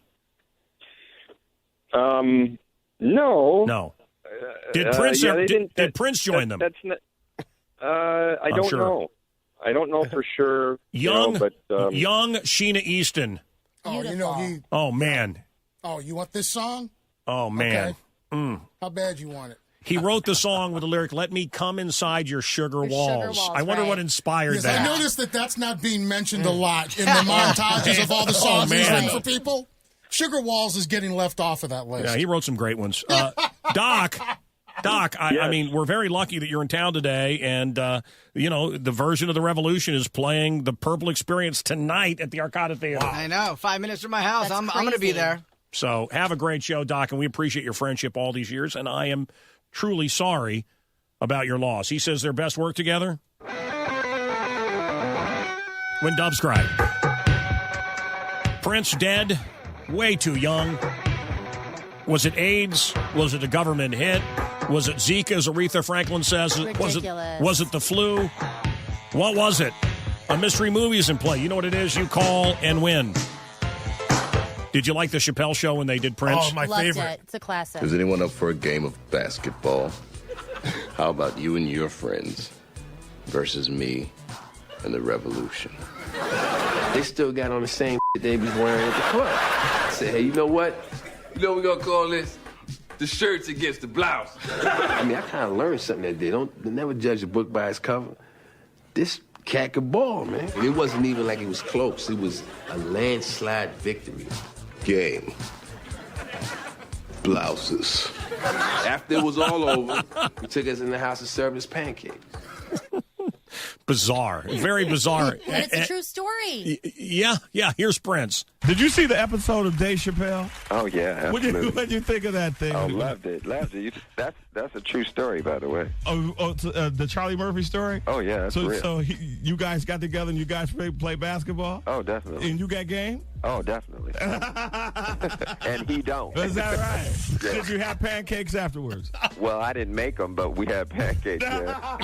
Dave came over. He came to one of my shows after, and he's going, "Did you see the skit?" I said, "Yeah. Come on, sit down." And then we're just sitting, chilling. We've been there like 2-3 hours, whatever. Right. And then out of nowhere, I just said, "Dave, want some pancakes?"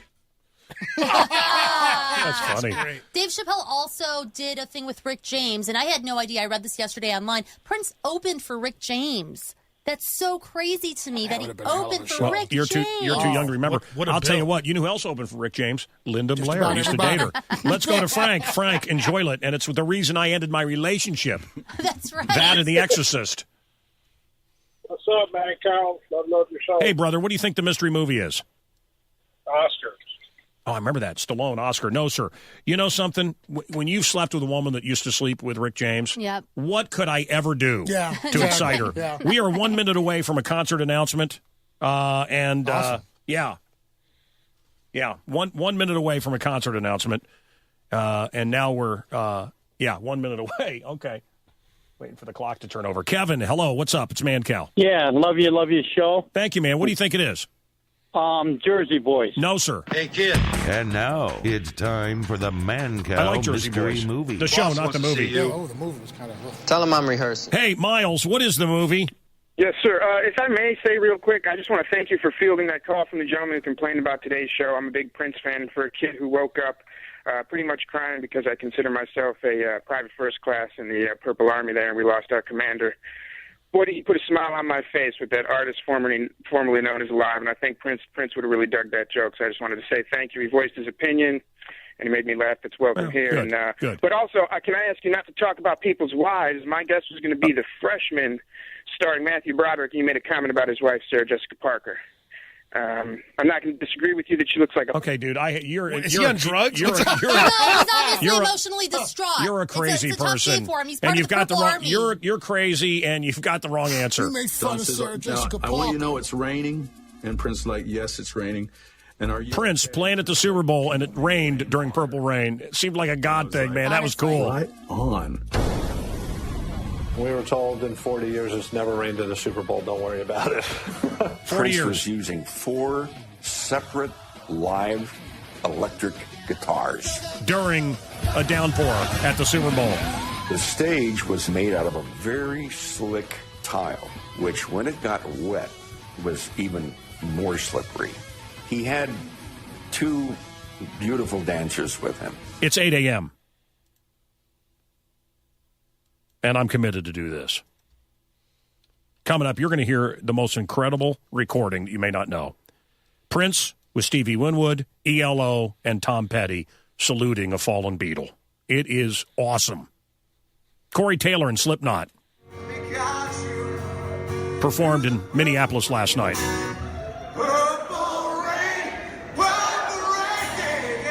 But first,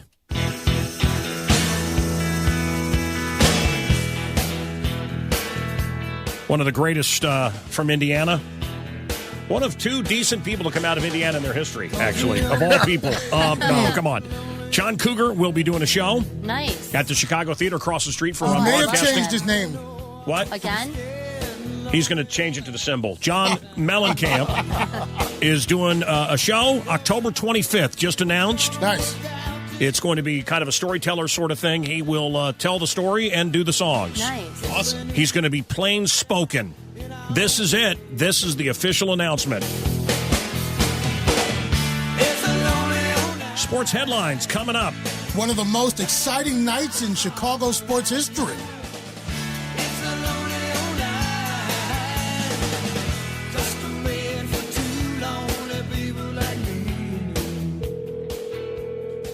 Hello. Kenny? What's up? Is this Mancow? This is Mancow. Kenny, how you doing, son? Way too long, dude. Why haven't you called sooner? I should have, Kenny. Well, you know what? Maybe I should follow your footsteps and go into a cornfield in Kansas City and get laid to Jack and Diane. Yes. Get laid to Jack and Diane. Yes. Hey, brother, you remember. Yeah, dude, I'll never. I can't. Every time I hear that song, all I think about is you getting laid to Jack and Diane in a Kansas cornfield. The car was a yellow 72 Ford Maverick in perfect working order. Yep. Around the wheel wells, it was orange with Bondo. The radio station was Q104, and I cranked it up, and I heard Jack and Diane, that Kenny Arno, that unbelievable drumming you did, Kenny. So let it rock, let him roll, let the Bible Belt comment, and that was it, man. I lost my virginity, Kenny. I know. That's even better. I told that story last night. You were pounding the skin. You were pounding the skins, and I was pounding little April underneath me, and it was beautiful. April. That's great. I love it. I like being that guy. Hey, I wonder how many people got laid that night, you know? How does the Jack and Diane drum breakdown go? Boom, blam. Boom, boom, boom. Boom, boom, ba-da, ba-doo, ba-doo, ba-doo, bla-doo, doo, boom. Ba-da, boom, shum. Boom, ba-da, boom, shum. Boom, ba-da, boom, shum.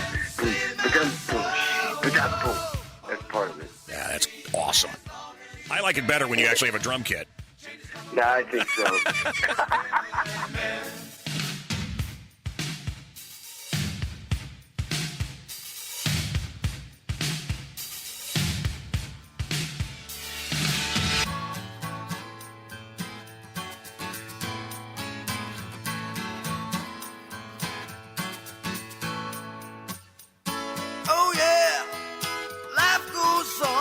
Unless he dies, Mellencamp will be at the Chicago Theater. They're all October. dying. Well, he's been having some cancer issues, guys. He's right. lifelong smoker.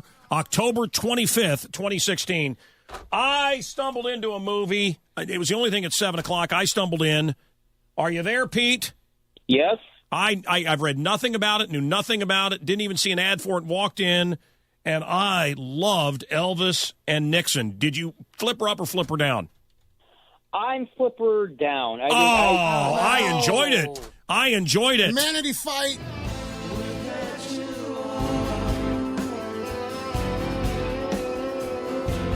George Harrison, who was at my apartment and been on this program, George Harrison died. Prince got together with Stevie Winwood, ELO, and Tom Petty. Listen to this guitar work from the purple one. Prince takes the lead for George Harrison, the fallen Beatle, on the loop. Pete, hang on. He's got other movie reviews coming up. Sports headlines. An incredible Chicago sports night to talk about. What a tale to tell. ADD News coming up.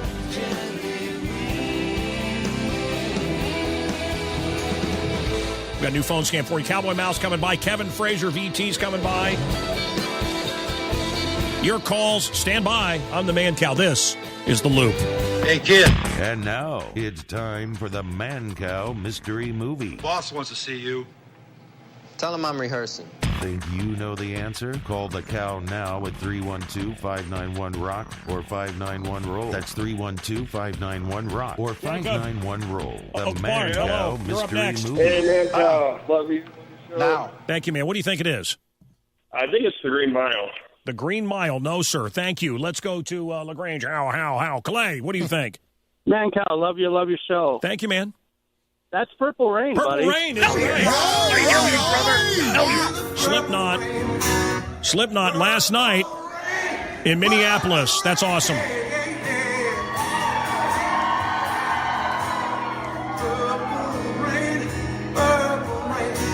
Colbert last night. Today, the world lost a great artist.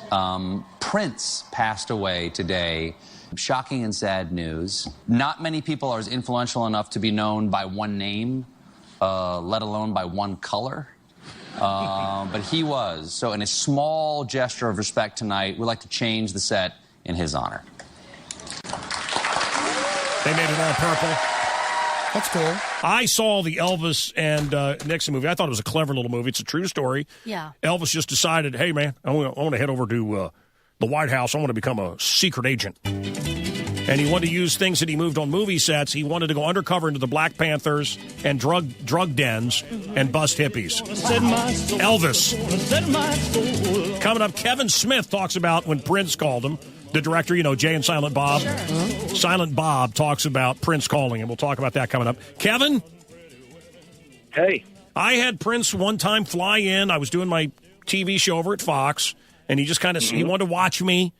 He had an entourage. He talked extensively to the women and kind of watched me and was just curious. It was just a bizarre deal. So, and then he made a little appearance one time when we were at the Excalibur. It's a room, a bar. What's it called now, the Castle or something? It's closed now. Closed. I bet they're glad they spent $25 million on that rehab? for Mark Hoffman. Yeah. Wow. That's okay. They film a lot of Empire in there. Anyway, Kevin, you were friends with Prince. Yeah.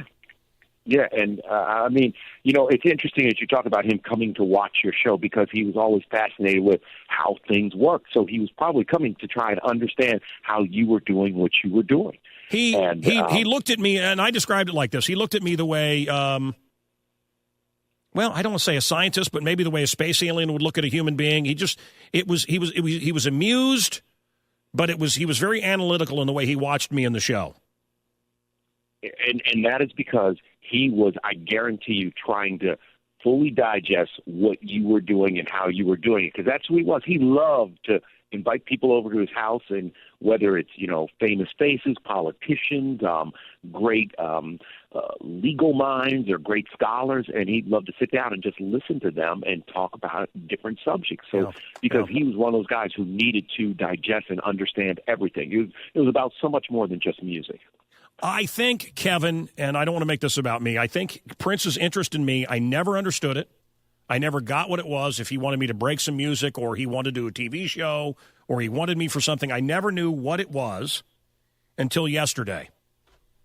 And what was it? I think, I swear, I really had no idea, but looking for clips and looking for audio for the program today, he was interested in a lot of the stuff I was into, and him, you know, the eavesdropping, the rights being taken away from people, how they use chemtrails to make us docile, how our water is absolutely polluted on purpose to make us docile.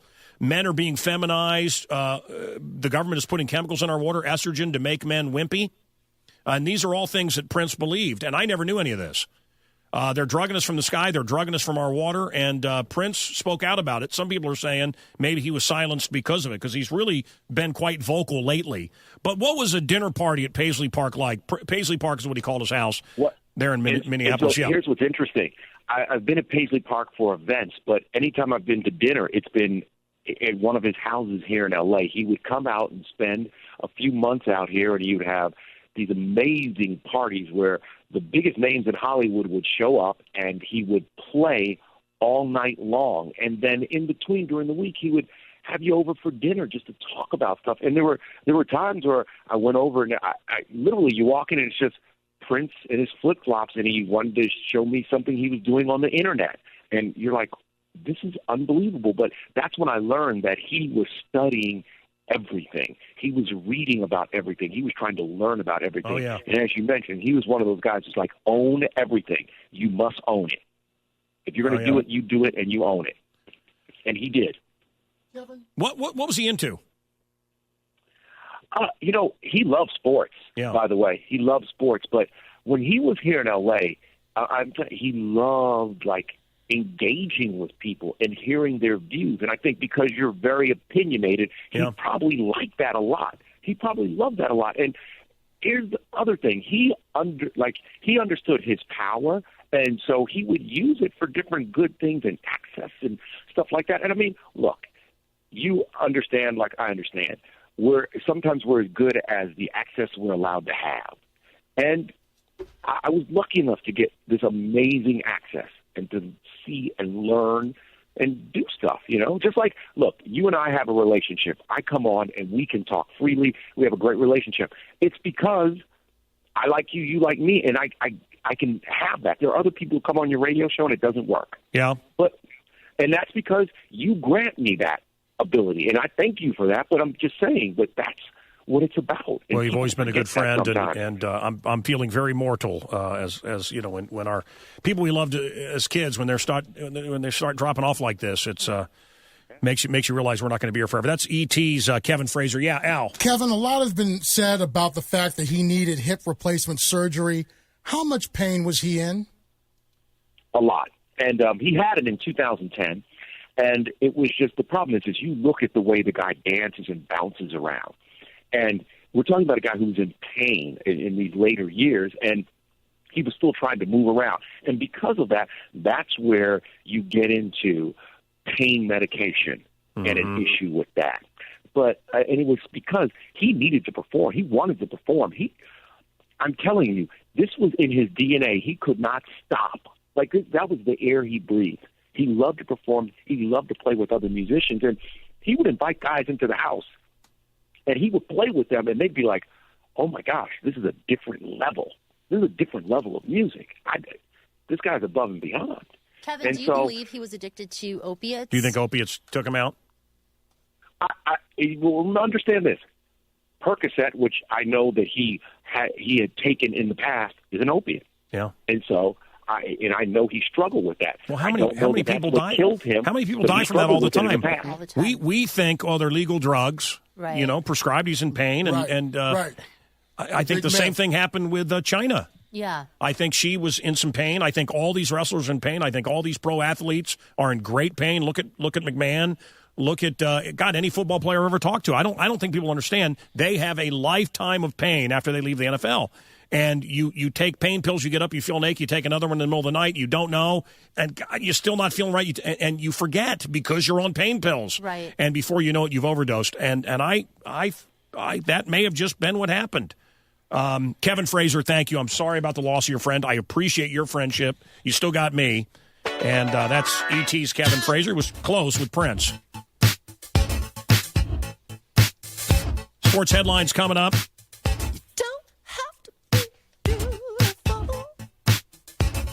Pete? Yes? I don't have a lot of time, but I don't want you to hang on forever here. Pete, the movie Manatee, is a manatee that reviews movies. Elvis and Nixon, I thought it was a great bit of fun. I enjoyed it. It's a little movie. Kevin Spacey's always fun to watch. But you gave it a flip or down. Why, may I ask? It just didn't work for me. It just seemed like a bunch of silly little trivia strung together with no particular reason. I like Michael Shannon as Elvis. I mean, he's no one's idea of an Elvis impersonator, but he's really good in the part. He's the only good thing about it. You don't think Kevin Spacey nailed it as Nixon? Not really. I knew Richard Nixon, and okay. What about the sequel to whatever movie it's a sequel to, The Huntsman? Oh, it's just a load of crap. Okay, so flip her down. We knew that. Now, What about the Jungle Book? He never told us. Jungle Book, flip her up or down? Flip her up. Okay. I mean, I don't like it as much as some people. Okay, but- buddy, I'm running out of time. Finally, The Green Room, which is Picard plays the bad guy in this movie. The actor Patrick Stewart, who's also in all the X-Men movies. Flip her up or flip her down? Flip her way up. This is like the modern day assault on Precinct 13, only with neo-Nazis going against a punk rock group. It's really good. You'll love it. The Green Room, flipper way up. Wow. The streets of Chicago, people reacting to Prince's death. Prince on Sesame Street. It really happened. Hang on. Wow. This is The Loop. You're listening to Mancow. He loves you as much as Oprah loves bread. And being rich, fat. This is the Mancow on The Loop. All right, we got more stuff to give away. It is 8:30 here. We'll just call it 8:30. You've got a minute away. At The Loop, I'm the Mancow. Tom Hanks was on TV last night and got the news that Prince was dead. But I saw Prince on either Don Kirshner's rock concert or the Midnight Special. Remember those horrible music shows? Sure. Yeah, What are you talking about? I And loved he him. was a young guy, and I just said, who is this Grand Funkmeister that's going to take us to the revolution? It was like, finally, someone cracked Rick James's code. I'm sure that's what Tom Hanks thought. That's just ridiculous. Yeah, the first time he saw Prince on Don Kirshner. I will tell you, it's way before my time, but since I saw Prince, I saw Little Richard. And you realize, and James Brown, I mean, Prince borrowed a lot. He borrowed a lot from those guys. I'm a baby. I need some booby Let's give juice, something away Mama. here. Name this rock and roll song from the Loop Nursery and win. It is a crime when they take songs like this and do them with a glockenspiel. You know what this song is? Call and Win.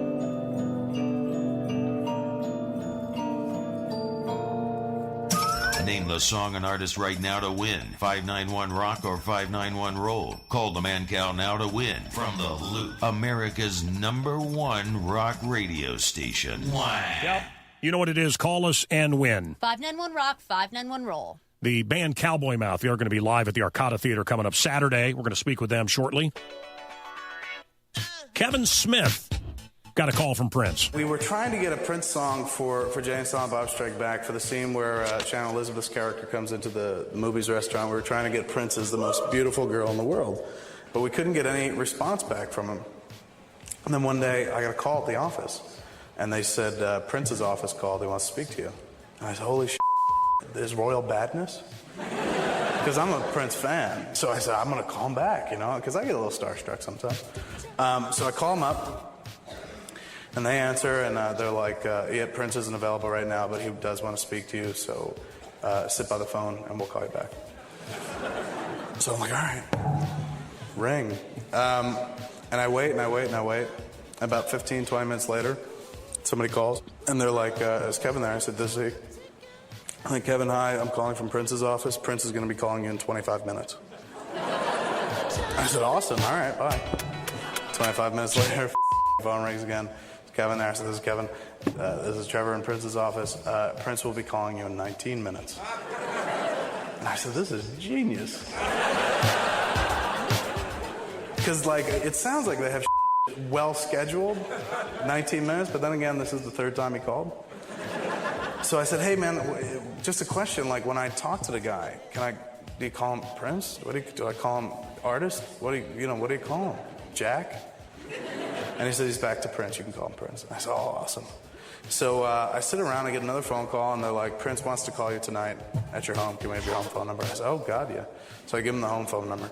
And I go home, and I'm like, Prince is calling. Everybody, get away from the phone, Prince is going to be calling. So I wait, and then the phone rings, and then I get it's Trevor again, and he's just like, Prince is going to be calling in 5 minutes. I was like, I'm so ready for this call. Phone rings again, and I hear his voice, and he's just like, Kevin. And I said, Prince? Because that's his name. And he said, how you doing? I said, I'm excellent. How are you? He said, very good, very good. I said, look, I just want to tell you I'm a huge fan. And he goes, likewise. I said, really? He goes, oh, yeah, particularly Dogma. And he's like, would you like to do something together? And I said, yeah, what do you want to do? Because I'm thinking he wants to do a musical. But it's not the musical that he wants to do necessarily. He starts talking about Dogma. And he's just like, I really enjoyed Dogma. I thought it was incredible. I thought the message was great. And went on at great lengths about it. And I'm sitting there listening to him talk about it, and it's starting not to sound like the movie I made. A little bit, he's got the character names down. But then there's things that he's talking about that I'm like, well, I didn't say that in the movie, did I? Hold on, I'm going to rewind the movie. But he's like, so you want to do this? And I was like, yeah, absolutely. What are we doing? And he said, I have this thing coming up called The Celebration, where I'm going to debut my new album for a bunch of fans. They come to Paisley Park. We have a week-long event. And he's like, and then we're going to have listening parties where people are going to hear the album. And we're just going to have a good time. I want to make a movie that we can bring to the Cannes Film Festival. And I was like, really? And he's like, yeah, something kind of like a concert film, I'm saying. He's like, kind of like a concert film, but I want to do bold things. I want to put up the words, Jesus Christ is the Son of God on screen and let them deal with it. And I'm like, well, I already made that movie, kind of. But I didn't say that because it's Prince.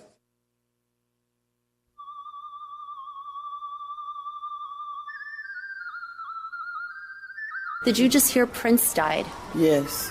What are your thoughts? I'm very sad because I saw him not too long ago. He had a big afro on his driver license. He did have a big afro. I didn't know he was sick. It's kind of sad. He's the last of the old generation we grew up with. It's so sad. He's a legendary artist, right? Yes, he's very legendary. I grew up with Prince, Michael Jackson, the OJ, all the old groups. Did you just hear Prince died? Yes, she means the OJs, not O.J. Simpson. Because he's an icon, and he will be missed. I can't believe it because my sister loves Prince, so I know she's really sad right now. I love Prince, and he will be missed. What did he mean to you as an artist? He was a good singer. I enjoyed him a lot. Favorite Prince song? Kiss. No more Purple Rain. No more Doves Cry. No more Little Red Corvette. It's so sad, I know. He was a legend. It's a shame. I want to know how he died.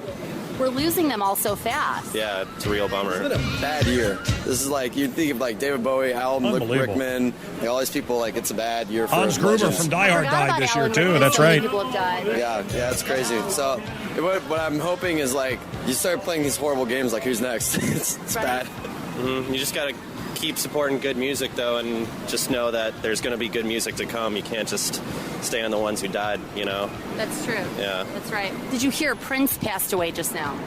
No. He died. He just died. It's been reported. He died at Paisley Park. No, I did not hear that. What are your thoughts? I like Prince. I like his music. He's a phenomenal artist. He's a legend, so I'm sure he'll be remembered. May he rest in peace. Did you just hear Prince died? What? Prince died. I don't know what is it. You don't know who Prince is? Purple Rain? I'm French. Oh, there you go. That explains it. Oh, you're excused, dummy.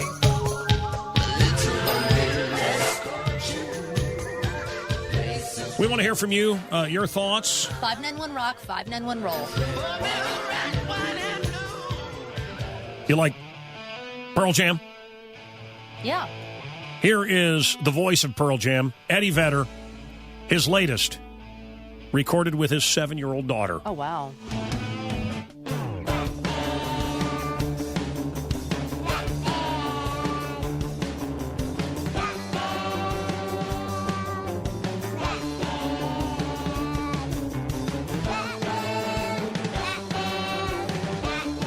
And just like that, it's their best song ever.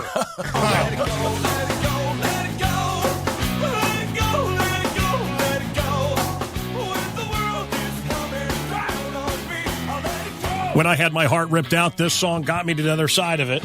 Art can do that. I go to Fred and Cowboy Mouth. Fred, welcome to the program. Hey, man. How are you doing today? Good. And you guys, your guy in the band there did that great Red Rocker song, China, China. And I was singing that in my head because China had died. And now I got Prince songs in my head. And now I got Cowboy Mouth in my head. Anyway, welcome to the program. Thank you, man. It's good to hear from you. How you been? I love you, pal. And I'm excited about your show at the Arcada coming up Saturday night. I love you too, bro, and we're looking forward to playing it. We're playing Jazz Fest in New Orleans today. Oh, wow. We're all going to be in a giant good mood by the time we hit St. Charles tomorrow. How many people? How many people at Jazz Fest? I'd say probably on any given day, like about 200,000 or 300,000. Yeah, that's what he plays when he's in. You know, they're the king of New Orleans. These guys, and it's just one of the great live shows. You've never seen Cowboy Mouth? If you're not a fan, you will be. Go see a show. Trust me. You'll love it. And Fred's an old friend of ours. Fred, were you also Dash Rip Rock? I was in that band in the late 80s, and I quit to form Cowboy Mouth. And didn't you guys have a song, Let's Go Smoke Some Dope or something like that? Or Smoke Some Pot? Let's Go Smoke Some Pot. It was a takeoff on the old Danny and the shit, Let's Go to the Hop, and I'd made it up. And they recorded it. They recorded it right before we recorded it right before I quit, just for laughs. Well, I'm glad you got it. Here he is. Classic. You can chew it, you can really try to do it, smoking pot. Or you can sing it in a song, you can smoke it in a bomb, smoking pot. Well, it's the latest sensation that's sweeping the nation, smoking pot. Let's go smoke some pot. Let's go smoke some pot. Let's go smoke some pot. Let's go smoke some pot. Fred, do you smoke pot? Not really. I'm more of a drunk. I like it. What about edibles? What about edibles? Oh, yeah definitely. I'm a fan of the cookie. Yeah, me too. All right. Cowboy Mouth, what else can I say? Anything you want to say about Prince? When he threw the guitar in the air at the Rock and Roll Hall of Fame, playing the George Harrison song at the very end of it. That was awesome. We just played that. We just played it. That was awesome. How did he make threw it that in the air, happen? How did it and you're waiting for the guitar to fall on it. Huh? It was elfin magic. Same way they make those great cookies in a tree. I believe in the chance of love at first sight. That your life doesn't always have to be a fight. And if you do it at all, you ought to do it right. I believe in the power of love. I believe in the power of love, too. The most powerful force in the universe, guys. If it's not of God, if it's not of love, it's something else. Reject it. Reject it.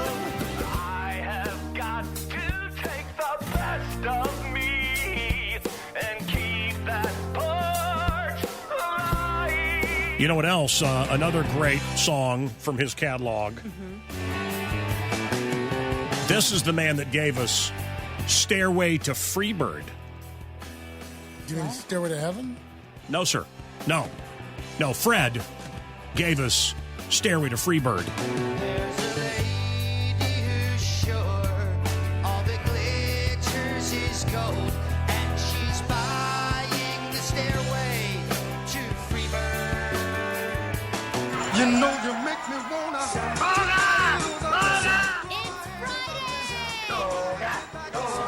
It's Friday. Time for copious amounts of liquor consumption and recreational vomiting. The Mancow and a free-for-all Friday on the world's greatest rock and roll radio station, 97.9 The Loop.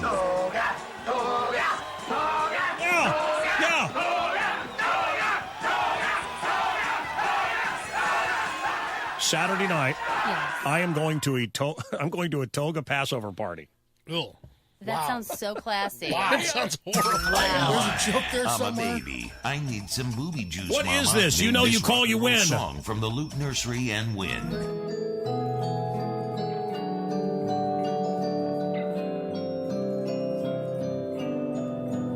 If you're following the news, you know that the 2016 Republican primary toboggan ride is rapidly approaching the oak tree of their summer convention. If you think that you're worried about what's going to happen in this race, just consider Reince Priebus, RNC chairman and man whose name is an anagram for crisp bee urine.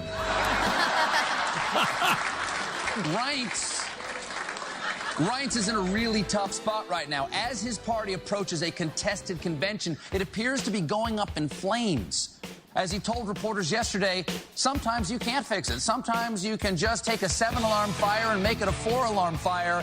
It's still burning, but not as bad as it was. Okay. Not as bad as it was. Reince, you understand how fire departments work, right? Guys, Bernie Sanders and Trump are two amazing stories, and it shows that it's not working anymore. The programming isn't working. Right. The DNC has failed. The RNC has failed. The media has failed. They've tried to demonize Trump. It didn't work. People like him. They tried to demonize Bernie Sanders. Didn't work. Hillary is, God, really, had the Republicans, they could have put up a stool sample and beat Hillary. Yeah, and they blew it. Right. And they blew it. They bet everything on Jeb. Oh, I was playing Judas Priest there. You can play with me and Judas Priest, by the way. That's right. On stage at the Whiskey A Go-Go in L.A. Maybe you want to perform with me and Paul Stanley. I think you get to pick. Go to rockcamp.com and get information. You can sign up to do this at WLUP.com. There's details there, okay? You'll be wearing a leather harness and a ball gag. I'm sorry, what? You'll be wearing a leather harness and a ball gag. That's with Rob. Yep, That's and then he'll be Halford. going to L.A. Yes, performing with Rob Halford. Yes. That's just in the hotel room. Yeah, with Paulie will be wearing a sailor hat and eating an apple. Well, whatever I have to do, for the show. I do it for you folks. Joe, what do you think it is? What do you think the song is? Hi, man. This is Joe from Chicago. Love your show. Thank you. Yeah. Fade the Blast. No, sir. Close. Good guess.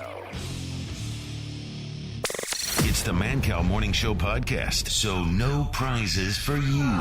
Listen live for the free stuff weekday mornings 5:30 to 9:30 on Chicago's classic rock station, 97.9 The Loop. 97.9 The Loop. A Cumulus station. This is WLUP FM Chicago. Kids on the internet call it trolling. We call it the Mancow. John Mellencamp going to be playing at Chicago Theater, just announced on this program. You may drive around town in a brand new shiny car. You're facing the wind and your haircut's in. Friends think you're bizarre. You may find a cushy job and I hope that you go far. Right. If you really want to taste some cool success, you gotta learn to play guitar. Play guitar! I do love that line. Forget all about that macho shiznit and learn how to play guitar. Oh, yeah.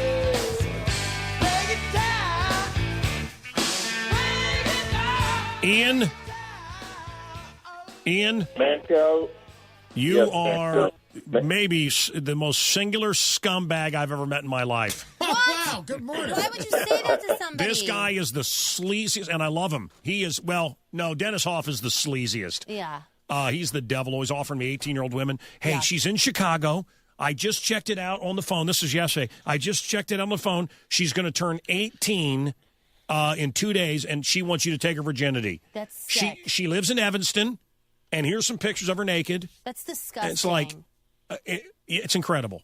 Wow. I'm sitting with my wife and kids, like I get, a dozen pictures of these girls, 18 years old, 19 years old. That's so sick. And, but I want to tell you, Alperin here is sleazy, but in a good way. Do you remember when we were kids in 60 Minutes, they'd like go undercover and get the crap beat out of them and stuff? Yeah. Geraldo used to go in and... Oh, yeah. I mean, old school. People used... Yeah. This guy is old school. Mm-hmm. He'll put on the skies and go in. He'll do whatever it takes to get the... He was in the bedroom when Brad Pitt was getting his butt thing done by... What? Oh, I can't talk about it on the air. He had something done? I don't know. No. Ian told me that the thing that Angelina Jolie does best is she just likes a guy to lay down face down. Yeah. And then she munches. Oh, interesting. Really? That's for hours at a time. Ew. And Brad Pitt had never had... Oh, really? Sounds pretty good to me. I've never had that done. I wouldn't do it to anybody. Ew. I wouldn't do it to anybody either. Except you. Yes. Anyway, Ian, the stuff... Got a fat ass. And he got close to Michael Jackson. How did you get close to Michael, Ian? I went undercover as his hairdresser, Mancow. Once again, Mancow, you're in the credits. You're in the acknowledgments of this book, like every other book I've written, Mancow, because you know you're my hero. You know you're the best in the business, Mancow. Don't suck up to me, Halpern. You know I love it. You know I can't resist my ego being fed. I can't resist my ego being stuffed. Amateur. Howard Stern is an amateur compared to you, Mancow. Who is that? Well, I've never heard that guy. Here's the thing. Here's a book. Here's a book I want to say. Radio today. I met him finally on the set of at the Rosemont Horizon. I met him on the set of Everybody's Got Talent, and the guy ran for me. And all I saw, and I'm not bashing Jewish people, just an old Jewish guy in a wig, just frightened to death of me. And the guy has 23 writers. Wow. 23 writers that sit in a room, and the same thing Arsenio used to do. And he has sunglasses, and he looks down a little screen, and everything's written for him. And I just don't think there's any comparison. Okay, it may sound like I pull this show out of my backside every day, and there's a reason for that. Because you do. Because I do. I'll tell you one thing. Yes. Howard is a coward. He's is a coward. scared to death of me. I've been on his show before, and he's taking the Kardashian side. He won't have me on this time. And I was just at Sirius. I did a whole tour. Wow, the people in the halls are not saying nice things about Howard. They're saying this guy has sold out. He's not doing anything. His show's boring. He should have got off the air eons ago. But Mancow, you can run him into the ground when it comes to radio. He's never beaten me. He's never beaten me once in any city where we've competed. And in Detroit, in Detroit, they had to buy the station. We were winning. So anyway, look, I want to get past that. What I want to talk about is we're reflecting on Prince today in Halpern. By the way, Ian Halpern, have you ever seen? And I don't want to get sued. And I don't know that it exists. I do not. I want to make this very clear for legal reasons. Yeah. I've always heard. I don't know if it's like a unicorn. I don't know if it's true. Was there ever unicorns? I don't know. I've always heard that there is a porno floating around of Tom Cruise, a gay porno. Have you ever seen it? I've heard rumors, a lot of rumors, because I covered Scientology. Look, I reserve judgment on that, but you never know with Tom Cruise. Okay, I want to tell you, Ian, stop talking. It's my show. I want to tell you, my Ian Halpern, I've never had this in my life. Mm-hmm. In my life, okay. I finished his report on Scientology and then closed it and started over. Wow. His testing, he reveals his test, what they ask you and how, his information on Scientology, I'm telling you, it was the final straw. A lot of stuff has come out, but it was Ian that broke the dam. Wow. He went undercover into Scientology. Ian, and I'm going to tell you something. I'm going to tell you something that I haven't said. Okay? Yes. And by the way, I did the test on the air. You did. We did the test. We did it with listeners on the air. Right. We should do it again. It was great.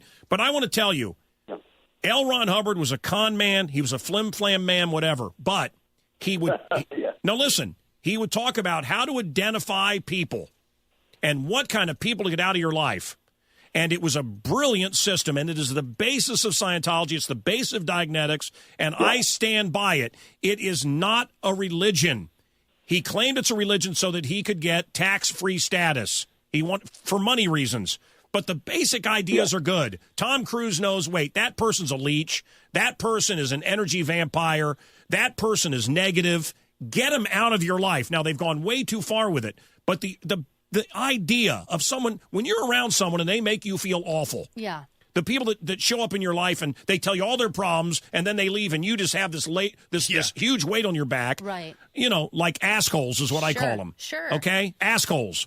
The friends that ask you a ton of questions, never take your advice and make you feel loud. Get them out of your life. Right. Then it became a religion, and that's when it became bad. Wow. He also broke information on OJ that is yet to be topped. What this guy revealed, what Ian Halpern revealed. He also was the first to break the Caitlyn Jenner transition story. That's right. Can you imagine? I got to go back for a second. This is what Halpern told me. Okay. All Angelina wants to do with a man is she gets a guy and he lays face down. Mm-hmm. Okay. Like and this? all she does is act like Charmin toilet paper with her tongue. For hours. That's so gross. What? Wow. That's disgusting. Ian. You know, Mancow? Yeah. I got to tell you one thing. Yes. One thing, listen, because you got me going this morning. You got me going.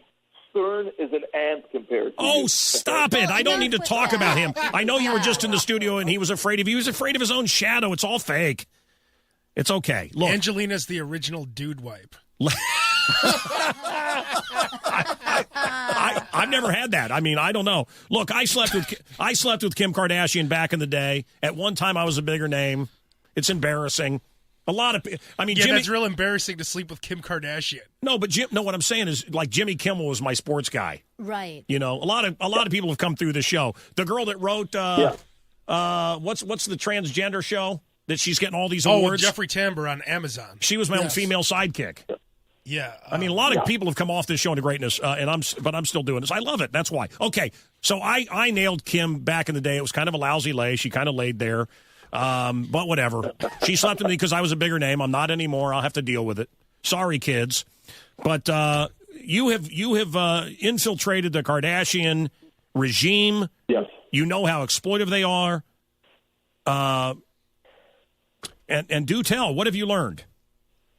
Well, the major thing is that how they became famous, how they propelled to superstardom. Kris Jenner, the momager, who, let me tell you, Mancow, she makes Colonel Tom and Brian Epstein look like neophytes. She peddled her own daughter's sex tape. She did the deal with Vivid. I have major sources at Vivid because when I did my Charlie Sheen film, directed in 2010, okay, I interviewed Steve Hirsch, the CEO of Vivid. I infiltrated this whole thing, got everything on the record. She brokered the deal. She pimped out her daughter. We've always suspected that. That's repulsive. Right. So she, and that's it. All was built on this. That whole empire was built on this sex tape. Yes. It's called Kardashian Dynasty. It's out today. It's going to be number one. It's Ian Halpern. Every page will be exciting and a page turner. This guy, that's the way he writes. Kurt Cobain, who killed him? Let's say maybe a blonde woman. What's her name? I don't know. Love and Death, he revealed that, too, that it was not suicide. It was murder. It's 9 a.m. I just want you to know This is the loop. You are so disgusting and desperate. Who leaves their email address on their machine? So that was, this is Kim Kardashian after I slept with her. She tries to do a rope-a-dope with me. Kardashian Dynasty by Ian Halpern is out today. We got to get him back in here. I'm already emailing him to tell him you got to get your back on. Spend hours with that guy. It's just you make yourself look so suspicious. You know, Angelina Jolie, does that sound good to you or not? Not really. I think getting that done. Oh, to yeah. You? Yeah, I've never had it done. Yeah, but I do like wipes. That would be awesome. I mean, Brentwood Bill offered to do it one time. Why would that be awesome? Yeah, do you make out with her after? Or she I just said leaves it the would room? be awesome. That would be awesome. Oh, anyway. Then they could Oh, floss. shut up. This is the message Kim Kardashian left me. You are just so desperate that you'll do anything for attention, and you're just so disgusting. Honestly, I cannot even give you any more of my attention because I just think that you're just sick. There's no other word I think that don't ever call me back. Yeah. Oh, yeah. Don't ever call me. I'm definitely going to Reverse psychology. It didn't work. you, and we'll deal with it that way. So use my number and never call me ever again. You disgusting, desperate. 2 minutes until a most kick-ass drum solo. Little ditty about Jack and Diane. We just broke the news. We made the announcement. This guy right here, John Mellencamp, Chicago Theater in October. Wow, that kicked all forms of ass. Game of Thrones, yeah, Game of Thrones, yeah, Game of Thrones, yeah, Game of Thrones. Sunday night, it's back on the HBO. Game of Thrones, yeah, Game of Thrones back Sunday. More breasts and more dragons than the average show. Game of Thrones, yeah, Game of Thrones, yeah, Game of Thrones, yeah. Monsters, zombies, and zealots who love to preach. Game of Thrones, yeah, Game of Thrones. Wah. I'm a baby. I need some booby juice, mama. Name this rock and roll song from the Loot Nursery and win.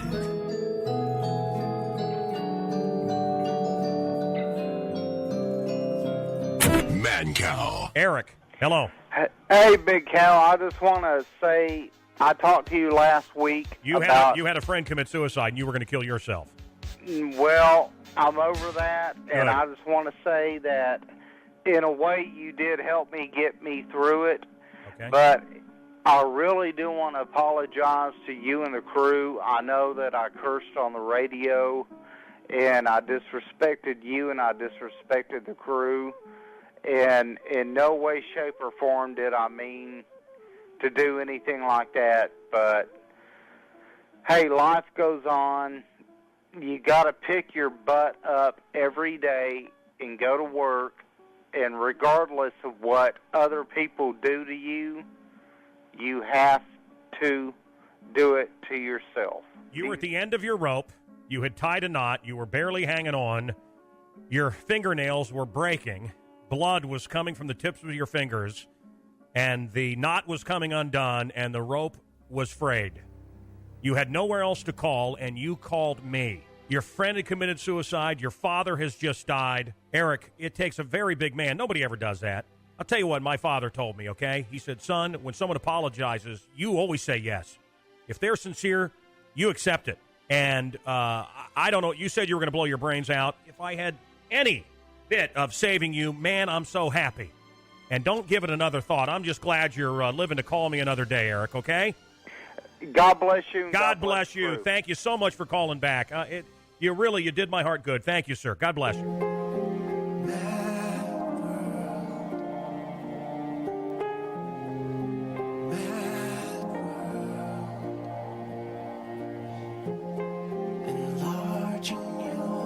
Crazy world. We got to stay together. We got to love one another. We got to keep fighting together.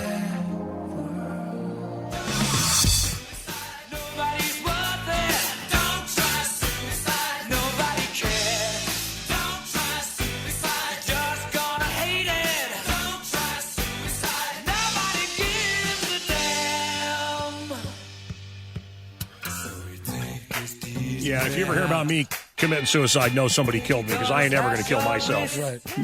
It's not in me. Jack Nicholson is 79 today. Nowadays, few good men, no, few good bowel movements. Really, that's all he wants. Everybody has a weird childhood. Everybody. Did your parents ever say anything growing up that made you think, wow, these people are not qualified to raise me? Let's see. I'm 10, and I'm starting to figure stuff out before they do. That's not a good sign. I remember when I was taking out loans for college, I swear, my mom said to me, she goes, don't worry about the loans, just take them out. She goes, who knows? I might be able to help you pay them back. I might win the lottery. Mom. Gee, Mom, could that logic be the same reason why we don't have money for college, do you think, maybe? There's a monster in my pants, and there was a flood. When it moves in and out. And a guy borrowed his neighbor's monster truck to go save people. Oh, that's awesome. I love it. She needed help, so we helped her. If this didn't work, we were going to get the boat. That's a redneck rescue, I do believe. That's just how Millsap is. We just look out for one another. It's just been an adventurous day. Oh, yeah. A monster truck coming to rescue in the flood. I love it. That's I awesome. love come to rescue you. It's 10 past. I'm the Mancow. More of our salutes, multiple salutes today to Prince. We had people on from The Revolution, Prince's band. Kevin Fraser talked about his friendship. Really an incredible show. Your calls coming up as well. Hang on. Able to plug in an HDMI cable without even looking. The Mancow on the loop. The party starts now! Did you see the lines at the Jimmy John's? It was crazy. I was out the 2 door. blocks I long. got to my Jimmy John's at 11:15, 15 minutes after the dollar sandwiches started. Line was out the door, around the corner, down the block. I just kept driving. Would you? Not worth it. Would you found a wait? spot and got in line. Would you wait 2 hours? No. to And I get love a Jimmy John's $1 anyway. sandwich? No. If you lost some weight. You know what? You would if you didn't have any money. Oh, absolutely. You'd do it. A lot of people did it. Okay, let's go to Tom. Tom in Chicago. Hi, Tom. Hey, Mac, I love your show, you crazy bastard. Hey, you son of a bitch. What do you think? Oh, I think it's Fat Bottom Girls by Queen. Fat Bottom Girls, no. Sylvia speaking. How can I help you? Yeah, this is Jordan calling. I just started there last week, and it's like really nice and stuff. And some of the boys are going out fishing tomorrow, so I'm not going to be able to make it in for my shift. I was just wondering if I could take like a sick day or something. So I'm going to tell you right now, it's going to be an unapproved absence. You're too new, I believe, for a sick day. I'm not actually sick. I just need a day off to go fishing because it's so nice. I don't want to give up the job because it's good bread for me, right? I'm not disagreeing with you, but it's not a good legitimate reason to miss your shift from work. So it's going to be unapproved, and just so that you're aware, as far as our policy goes, that's probably a discipline. Sorry, and where do you work in the store? Electronics. Electronics. Oh, so you're my associate at that. So I am the manager in charge of you. So I can tell you it is definitely unapproved if you do not show up for your shift. So I can't go fishing? No, you can't go fishing. Okay? Okay. Okay, thanks. Bye. Okay. He doesn't work there. And you haven't worked here long enough to have a sick day. And there's a guy, by the way, who stole that joke from us because we've been doing that same joke for 20 years. But whatever. Let's go to Eric and Glen Ellen. Hey, Eric, what do you think? Hey, man, Cal, love your show. Is it Enter Sandman? It is not Enter Sandman. Prince dead. Do you care? No. Okay. Why not? Lee, Lamont, hello. What's up? Hello, man. Cal, love your show. Thank you. I think that it is Rush, Closer to the Heart. God, I wish we had time now to play that song. Should we play it? Can we play it? I want to play that coming up. That's not right. Lee, let me ask you something, though. Do you care about Prince dying? Yes, I do. Okay. Let's go to Greg. Greg, hello. Welcome to the program. Man, Kyle, love your show. Love the crew. Hey, man. Welcome to the program. I think it is Harvester of Sorrow, Metallica. That's a good one. Ooh, right album, too. Do you care that Prince died? Yeah. Okay. I thought he was pretty good. Yeah, I did too. That's kind of my attitude. Yeah. No, you don't have the right answer, but I appreciate you calling. Let's go to, where are we going to? Highland Park. Let's go to Paul. I got everything wrong there, didn't I? Screen's quite a ways away. It's Raul from Highland. What's up? What's up, then? Like Paul. Hey, guys. Love your show. Love your show. Hey, man. Kyle. Hey, buddy. What do you think? I think it's Metallica, Shortest Straw. Love that one, too. Let me ask you this, Raul. Do you care that Prince died? Yes, I do. Yeah, I've seen that movie when it first came out. Yeah, me too.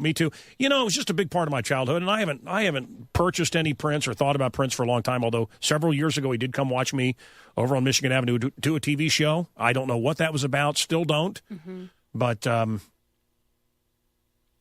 Was he nice when you met him? He was very quiet and very nice, yes. And he's a smart guy. He was smart. Anthony, hello. Hey, Mancow, love your crew. Hey, bud, what do you think? Brother. Metallica, Master of Puppets. Do you care that Prince died? I think it's sad. It's been a sad year for celebrities. as a whole, 57. You know, whether we love Prince or not, we don't play a lot of Prince here. I don't think we play any Prince. But, I mean, come You on. lose Prince and Bowie in the same year. You'll never replace either. Somebody They're said completely that they're original. Yeah, and it's like, I love the guy that said, well, I got to get into new music. You know, all these old guys are now, we got to get into music. And I feel that way, too. But then it's like, what, Kanye?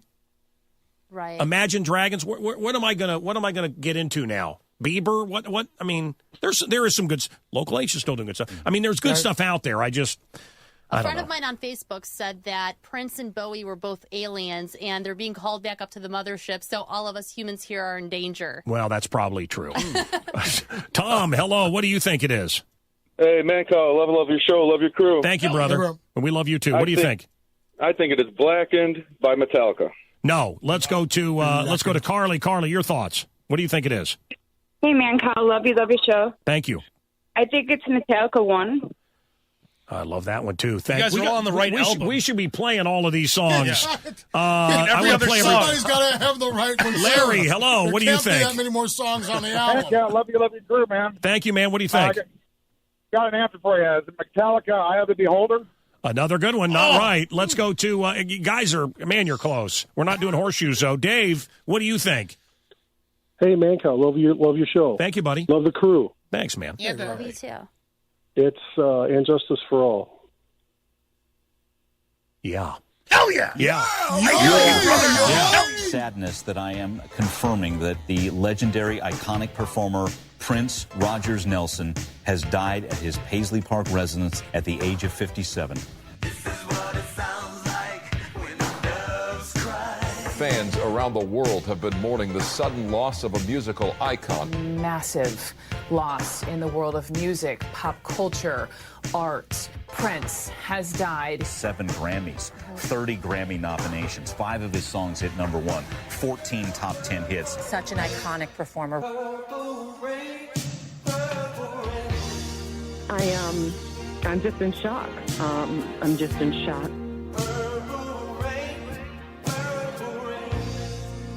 He was an extraordinary talent. He appreciated life.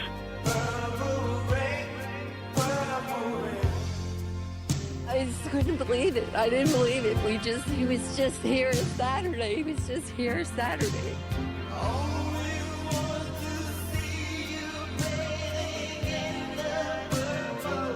He crossed every boundary, every genre. He broke through barriers all over the place. He cared so much just about ordinary people. This is a man that pulled people together and is even continuing to do so. When you think about how great he was as a musician, just please understand that's a part of the greatness. The music was a part of it, but there were so many other ways that it expressed itself. He was just always interested in lifting people higher. He kept living, and he kept creating, and he kept giving. You know, he just brought us so much joy. How would you describe your music? The only thing I could think of is inspirational, and I think music that is from the heart falls right into that category. People who really feel what it is that they're doing. Ultimately, all music is or can be inspirational, and that's why it's so important to let your gift be guided by something more clear. As I go through this journey, I don't look back much at all. I try to stay in the now and live in the now. No, I think it keeps you young. I was here before. Look in the eye. A little under 10 years ago, Prince Just like at Coachella playing Radiohead. Skin makes you cry. Remember Prince on Sesame Street? I don't. What's up? You guest starring on the show tonight? Oh, okay. Excuse me. And he turns his shoot. Oh, boy. What a night. Now, what can I do for you? I'm guest starring on the show tonight. Uh-huh. And your name, sir? This is gonna be fun. I'm the artist formerly known as Prince. Ooh. And I'm the bear currently known as Not Amused. Long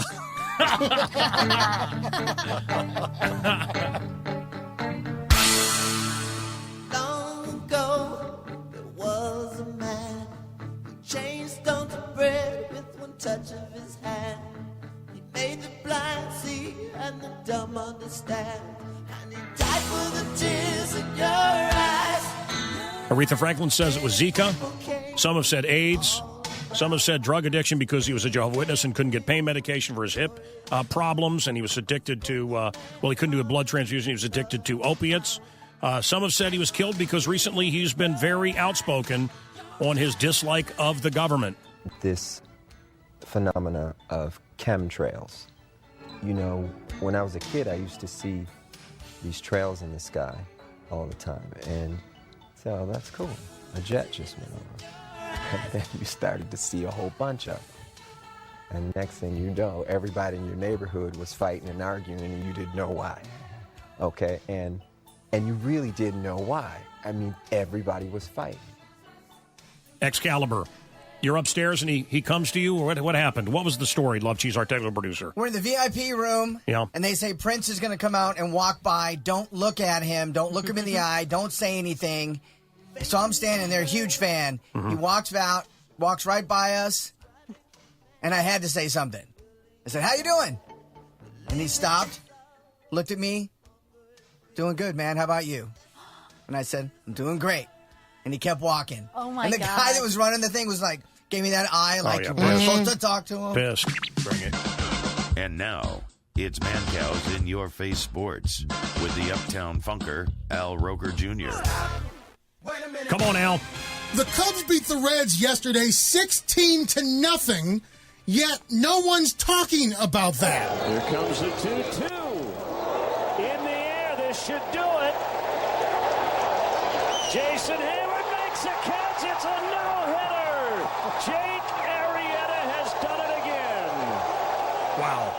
Wow. Jake Arrieta with the no-hitter. Len Casper on CSN Chicago. It's his second no-hitter in his last 11 starts. Click over to the Blackhawks. Trying to stay alive in St. Louis. The game goes to double overtime. And Kane did it again. In front, Kane around a check to the backhand. He tried to shot. Oh, and he had a rebound. Hawks win. Patrick Kane.